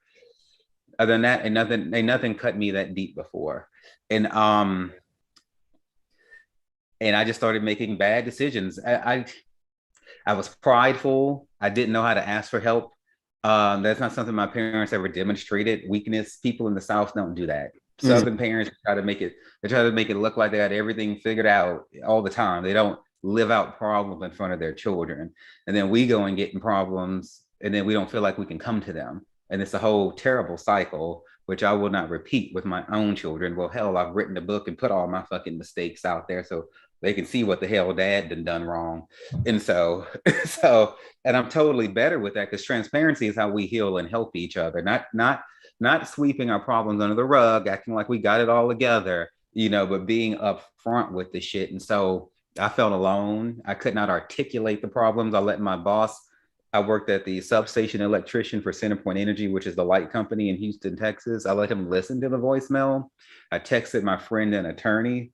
Other than that, I told nobody what was happening, and nobody found out for a good like 6, 7 months. A few days later, I was arrested for the first time, picking up an 8-ball of meth. Got it from a snitch. Didn't realize he was a snitch. It was a bogus arrest, so they had to drop the charges. Because I had hit the meth in my underwear. They pulled me over claiming it was for an illegal turn or some shit, but I didn't even make that sort of turn. And they unzipping my pants and everything and pulled my underwear down and everything. And we were on right beside an elementary school in the middle of the day. This is how Houston Police Department is, very sloppy. And so the grand jury threw that shit out. But me being hard-headed, and my attorney was like, okay, just leave. Even the motherfucking people I was getting meth from, they were like, just leave. You got a clean slate. Go back to Baton Rouge. I had left my job as a substation electrician because I couldn't stop crying at work.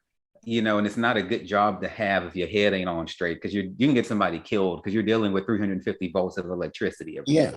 And if you press the wrong button to do the wrong damn thing, or hell, if you reach your hand up and you're not thinking about it and you touch a hot wire, that's your funeral. And I made the decision to just not go back. I didn't have the will to live anymore, so I didn't go look up FMLA, Family Medical Leave Act. I didn't talk to HR to see if I could I didn't do all of that. And I was still an apprentice. You got to go every 6 months for your testing to go up to like the next level in your apprenticeship to become a journeyman.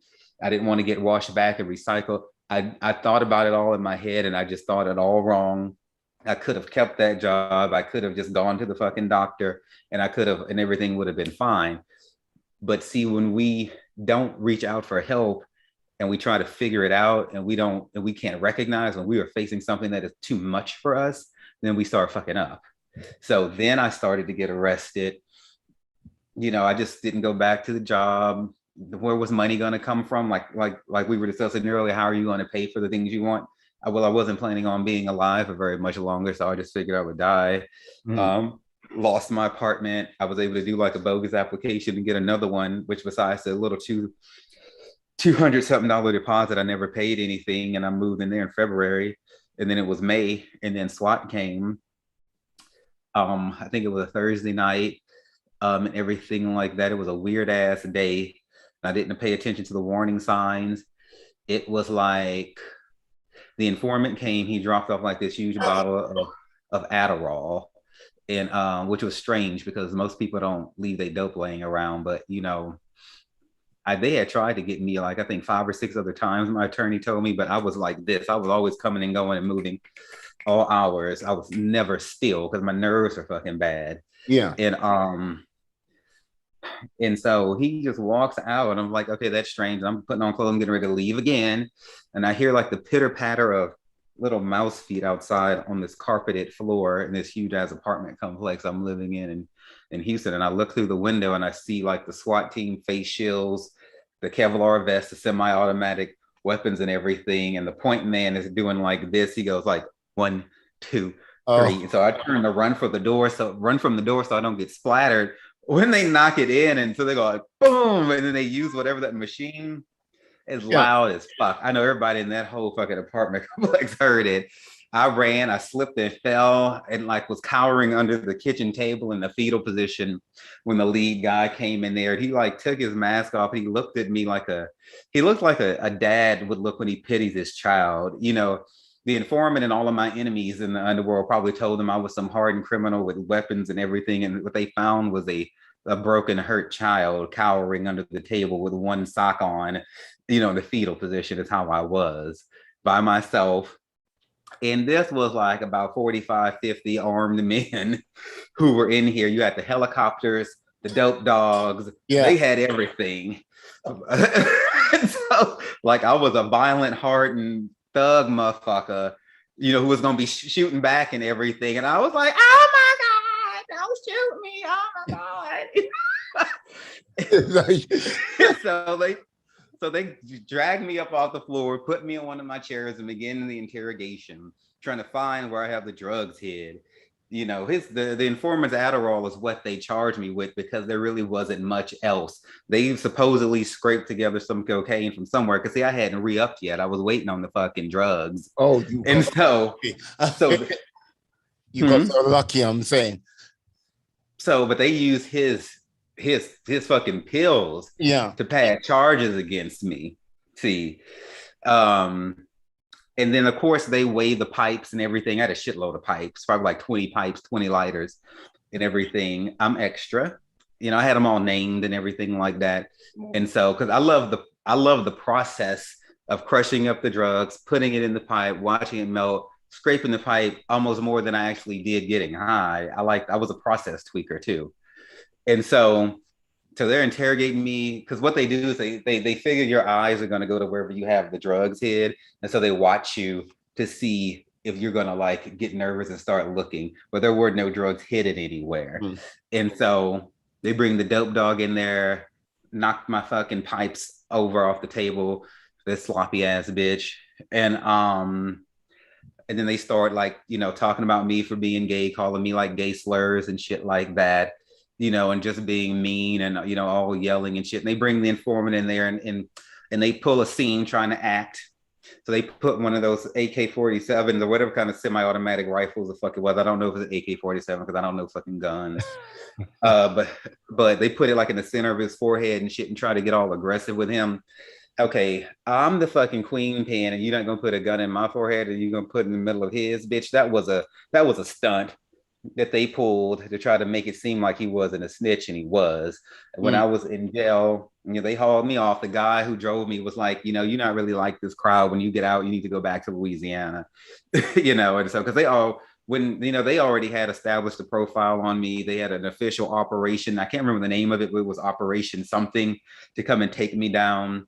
They had people following me around, tailing me and shit like that. And they do that to shake you up, to make you sloppy. And it worked with me because I wasn't a hardened criminal. Yeah. And they had, other informants calling me. I could hear the static on the line because they was trying to bait me that way. They was hardcore after my ass.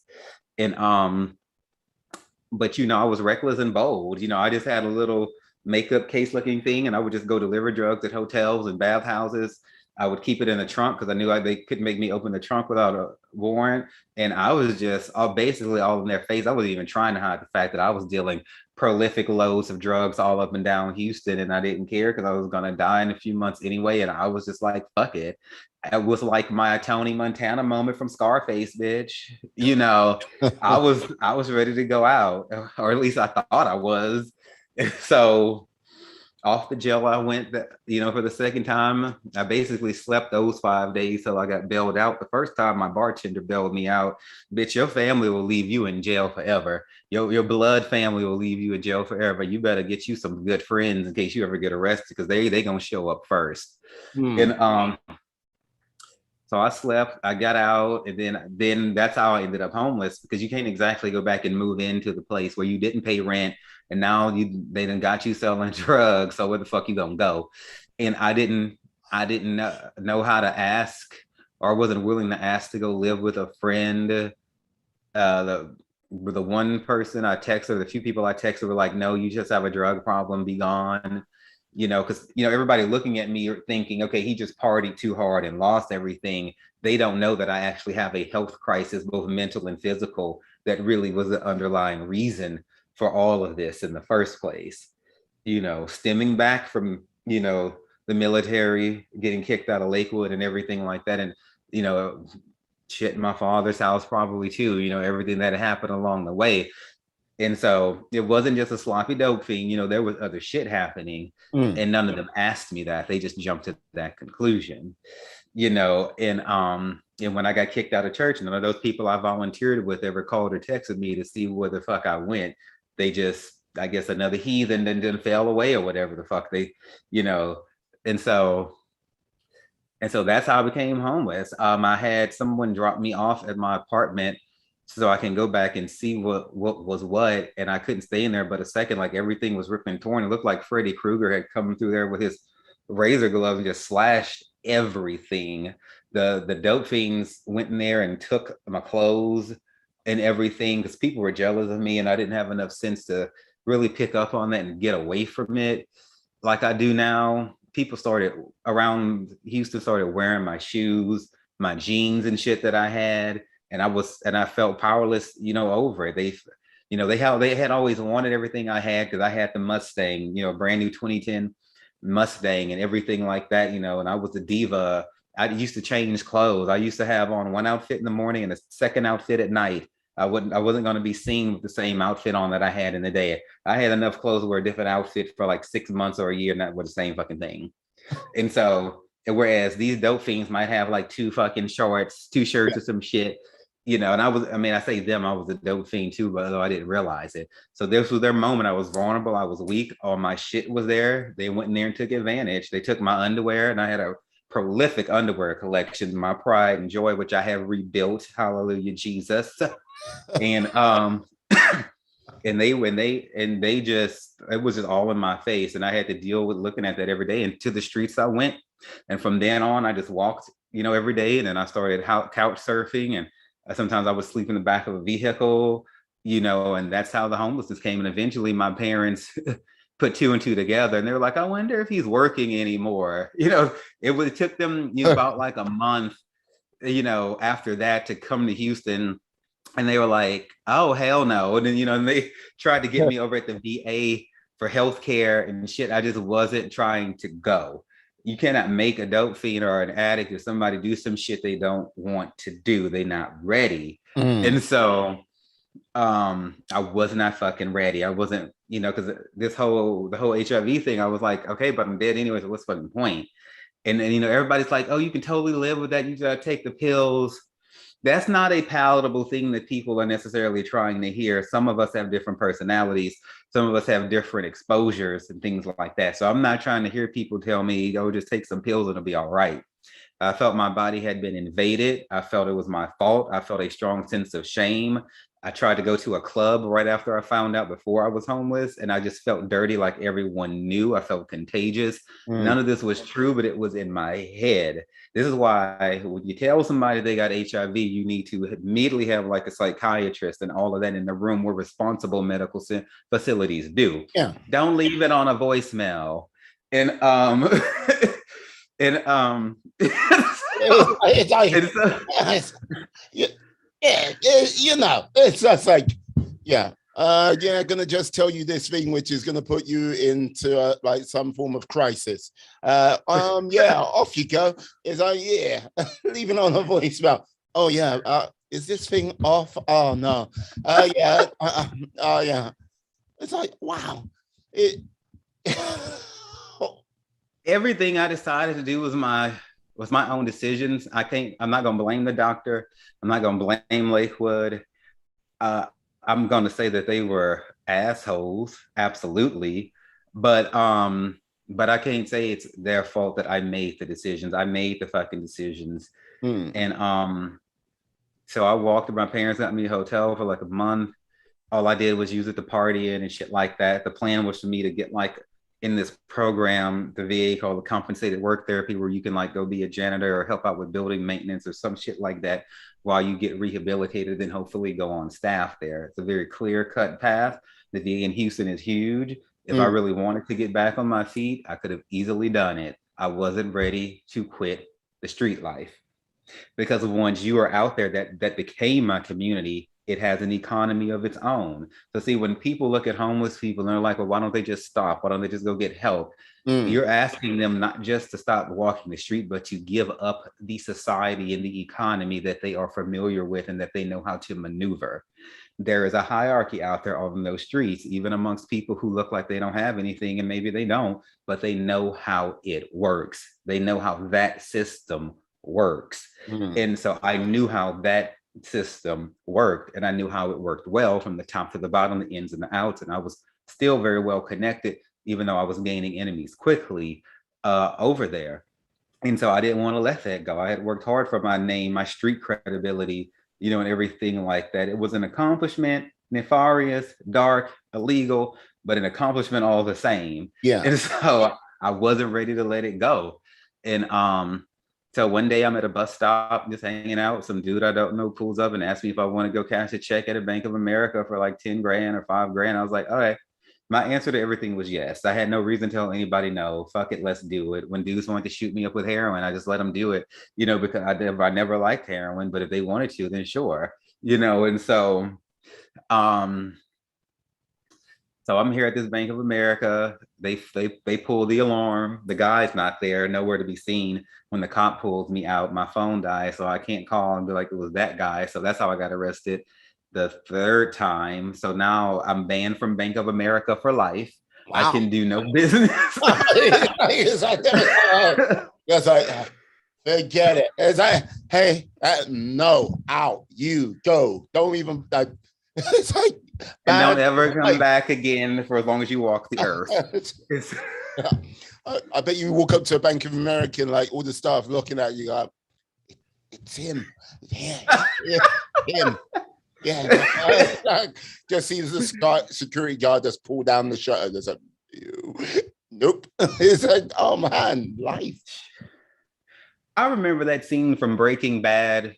When Breaking Bad is all about the meth cook who had cancer, then he broke bad, and then this is basically kind of the same thing. I broke bad, and I remember that scene that the young hot guy that was his assistant or whatever working with him, he looks at himself in the mirror and he's like, you know, I'm the bad guy.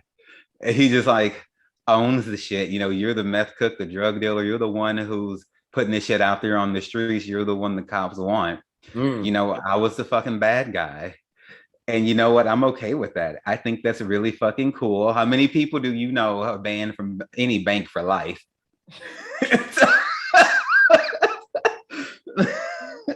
Wait. I do. One. And so, you know, the villains always have the cool outfits on in the movies and shit. Anyway, so I don't mind being the bad guy. It's fucking awesome. I'm not gonna do it again. I already got my street credibility. I'm not suggesting anybody else go run out there and do it because it's a miracle I survived. By the time I left Houston, I owed people so much money. I had to get a Greyhound. I think my brother may have gotten it for me. I had to get a Greyhound overnight because because I had stolen drugs from people and old people shit, they were trying to kill my ass, and I barely escaped with death a couple of times out there. So it's a risky game. The Lord delivered me with a strong hand and with a mighty hand and an outstretched arm, like he did the Israelites when he parted the Red Sea. That was a Red Sea moment out there for me, honey. So I'm not suggesting anybody go out there and do this shit because it's not guaranteed that you're gonna make it out alive. Had it been anybody else, they would have been dead. But the Lord wasn't ready for me to die. And so now let's talk about what it's like to be locked up in Harris County Jail in the gay tank with a bunch of other homosexuals, drag queens, and transsexuals. So we may have seen Orange is the New Black, but bitch, this here is a show that needs to be made. Just picture this. We're cutting up the white sheets that we sleep in to make outfits to do Destiny's Child renditions in. Okay, this is okay.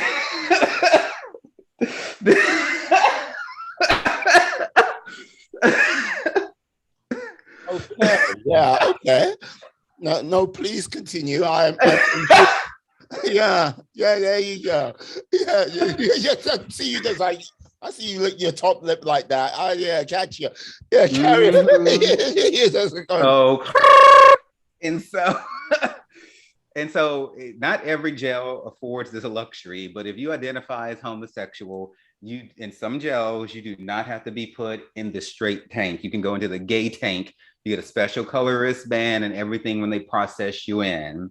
And if you are gay, unless you're trying to get beat up and not like in the good way, like fucked in the ass, like when you want to be, but abused somehow, you probably want to get in the gay tank. Some straight people come in there and say they want to get in the gay tank if they have enemies in the straight tank, so they keep it separate.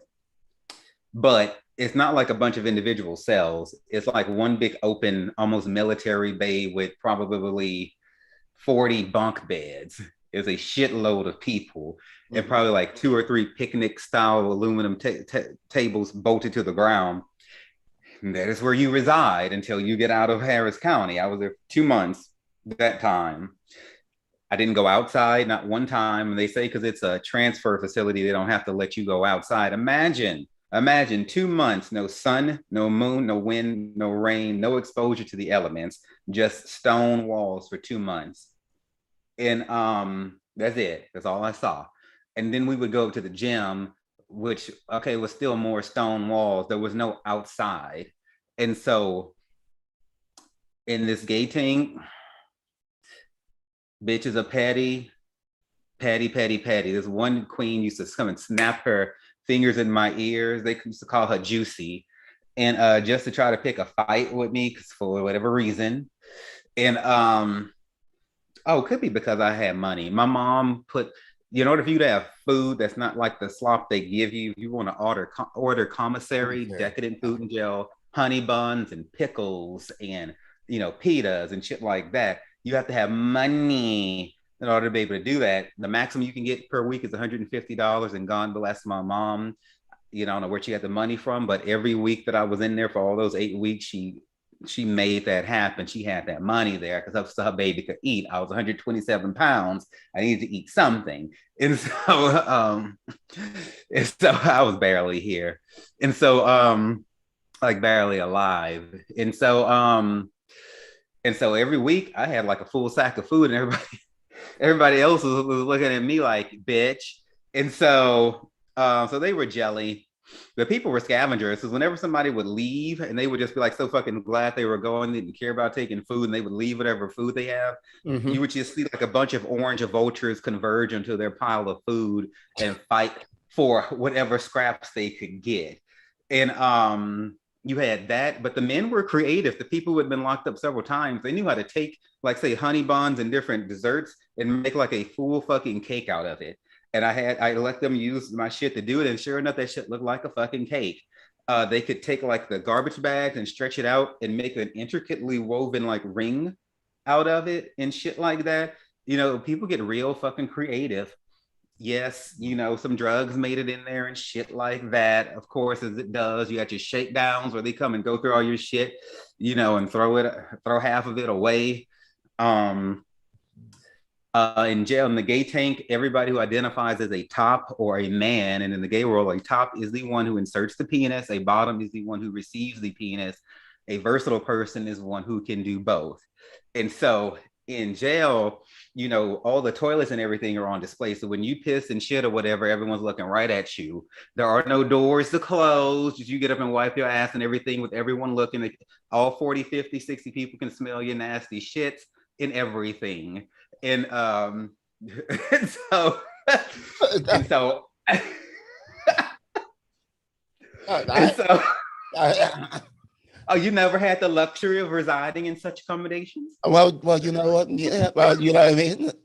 I think the only time I have pooed in front of anyone, like, yes, I no, it's like just yeah.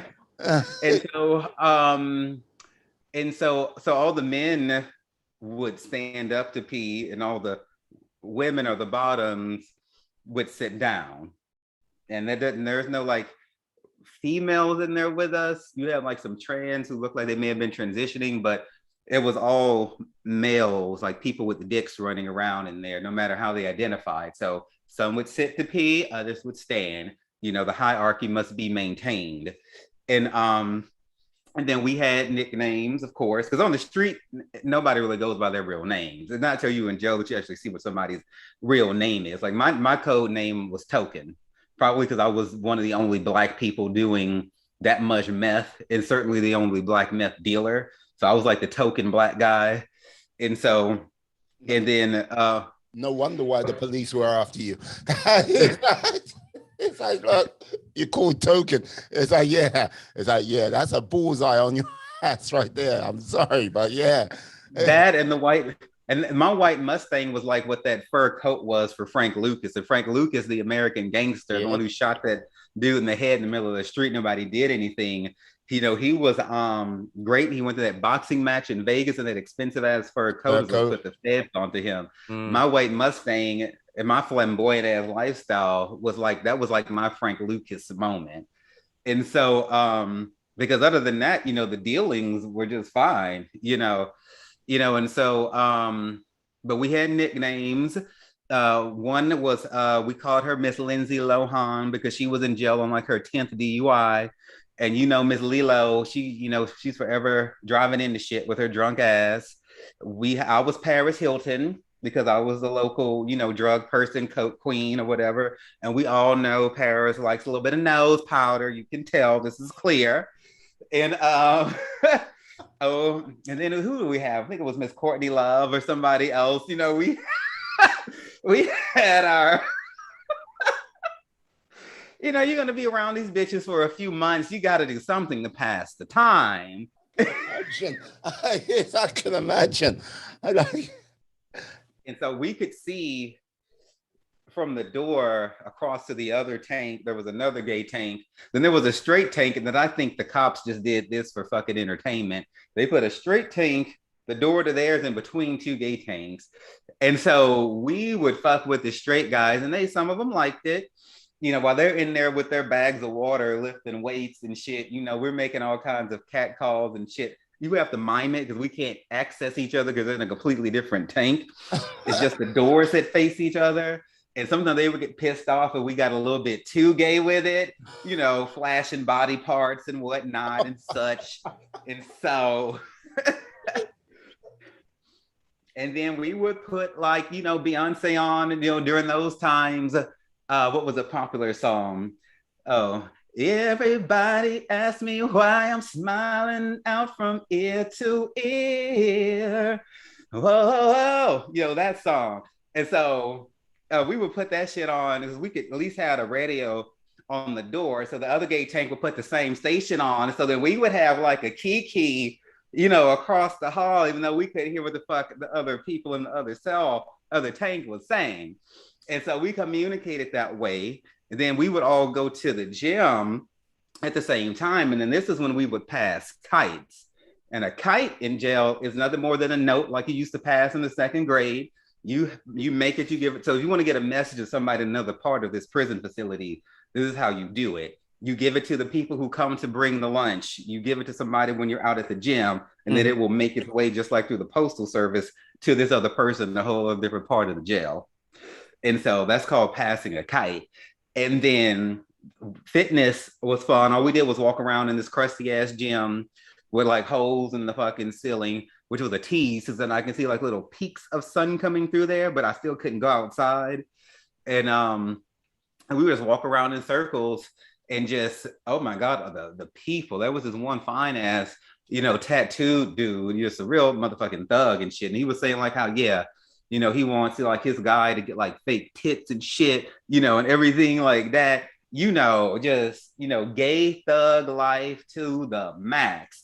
And then the most fucked up part about jail is that's when I learned how to be a better criminal, because I was around people who were doing veins of crime that I had not considered, like forgery and thieving and shit. And so you get in there and you talk to other criminals, it's like networking. It's like a consortium of sorts. And so we're in there, sharing best practices, and shit like that on crimes to do when we get out. Nobody's in there talking about I'm not going to do this shit again. It's all about how can I do this shit again and not get caught. That's all anybody was talking about.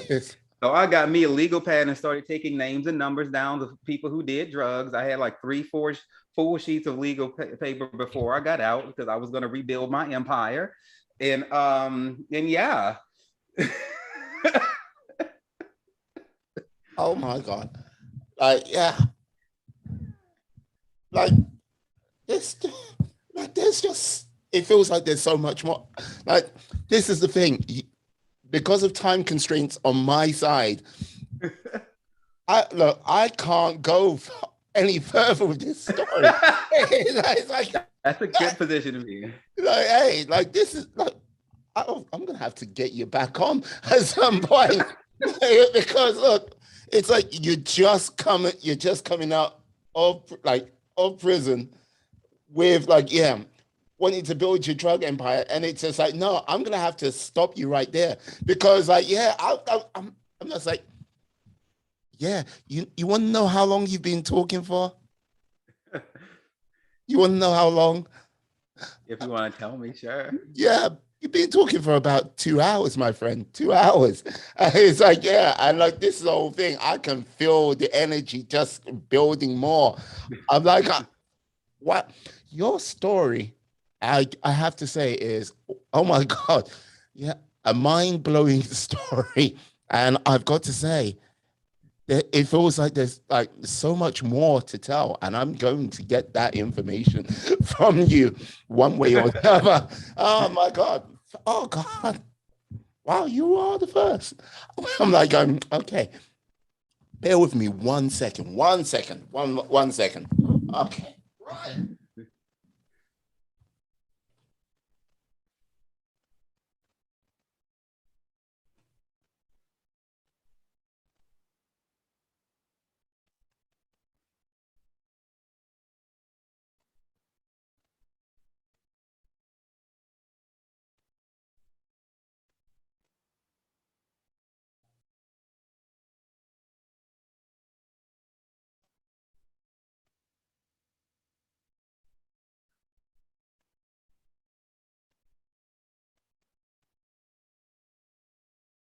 Mm-hmm.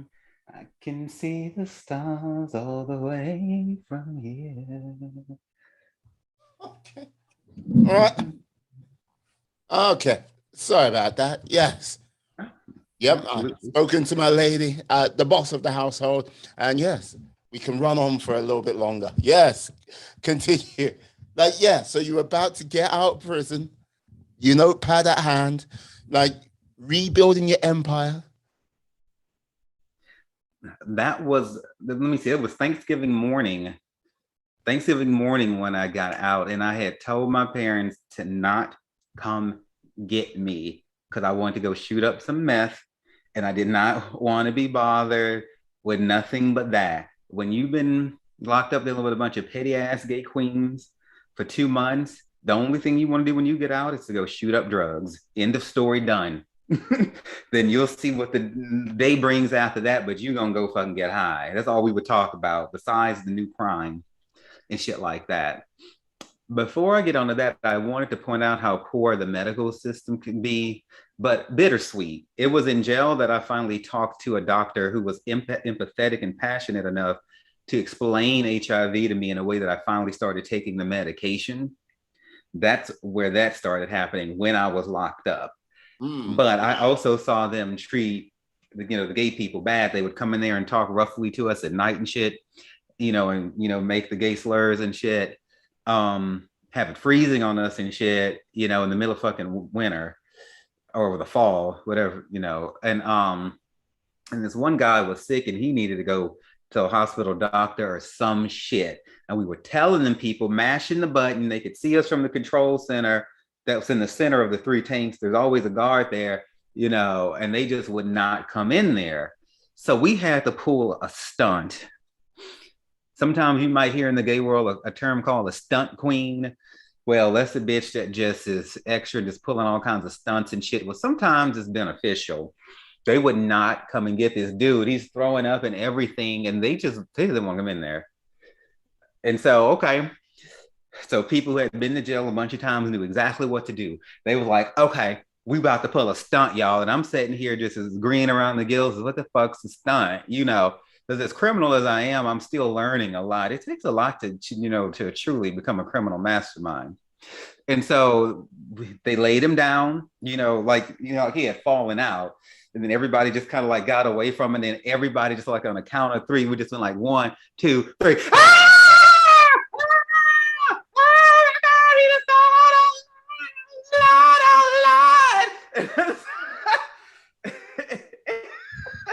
And so now when we did that, they brought their fucking bitch asses in there, put him on a fucking gurney, and then took him out of the medical Your chair. mic is going down.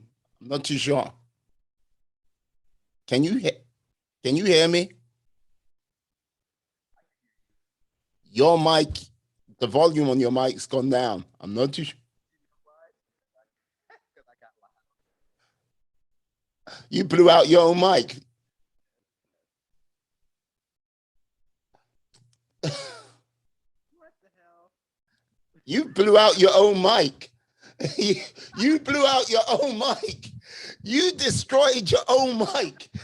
You blew out your own mic. Oh, thank God. I can't.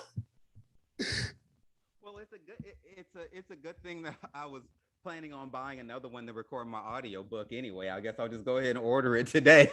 Okay. Wait a second. Can you hear me at all? Yeah, I can just about hear you right now. Yeah. Yes. I was saying it's a good thing I was planning on buying a new mic to record my audio book, but I guess I'll just go ahead and order that motherfucker right now. Oh, yeah, I think you should. Tell you what, D, look. Okay, we are going to have to reconvene again because, your story, my friend, is like such an interesting story, so fun. And I think that's the universe, basically going, okay, we got to do this again another day. No, it's gone. It's gone completely now. Oh my Lord. Right. Wait. Oh. Test. It is, yeah, it's coming through very faintly. Okay, D, tell you what I'll do, I'm going yep, it's gone. What I will do, I'll just take it out then. Oh, yeah. Okay, tell you what, I will I'm gonna end this podcast here right now because hey, now look, we're gonna have to reconvene another time. I'll send you an email. I'll upload this podcast. Look, I'm not too sure what the sound levels are going to be like with it. The mic not here. just like headphones. Like, yeah. But like, what? Like, can you tell the people very quietly so you don't freak them out how they can find you? The website is sexdrugsandjesus.com. Just sexdrugsandjesus.com. It links to all social media, blogs. You'll be able to get the book there. You can get a free first chapter there now.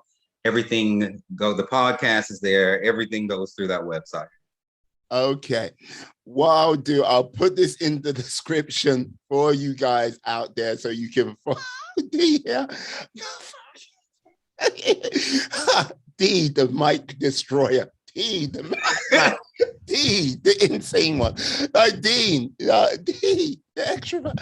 Look, there are so many things I could say. Well, at least I think I made an impression on you. Well, you made the impression on me in the first 10 minutes. Well, yeah. Well, so yeah. Thank you for having me. It was an honor and a pleasure. I'm very humbled that you would have me on your show. The pleasure's all mine. I'm gonna get you back on. We're gonna do a part 2 to this, and yeah, cheeks hurt. it's like, and yeah, we'll take it from there. But like, I would like to say thank you to you. It's like awesome, absolutely freaking awesome. I'm sorry about the interruption earlier when my parents came. Look, I apologize for that. That never. No worries. It's all good. It's all good. And I'd like to say thank you to you, my friends, my life warriors, for sticking with us so like up until this point. Yes, one of us decided to destroy their mic, but it wasn't me. It's like, yeah. I think that if that mic ever recovers again, yeah, just buy a new one, man. Just buy a new one. He says, no. Yeah, that's right. Yeah. He got a little bit too fabulous for that mic. It just was like, nope, I'm out. I'm done. I'm dusted. Let me see. Yeah. Thank you to you, my friends, my life warriors. Please stay safe, stay well, be awesome, be excellent, be fantastic. Be all the positive bees you can be in this world and then some. Have a great day, guys. Yes. Peace.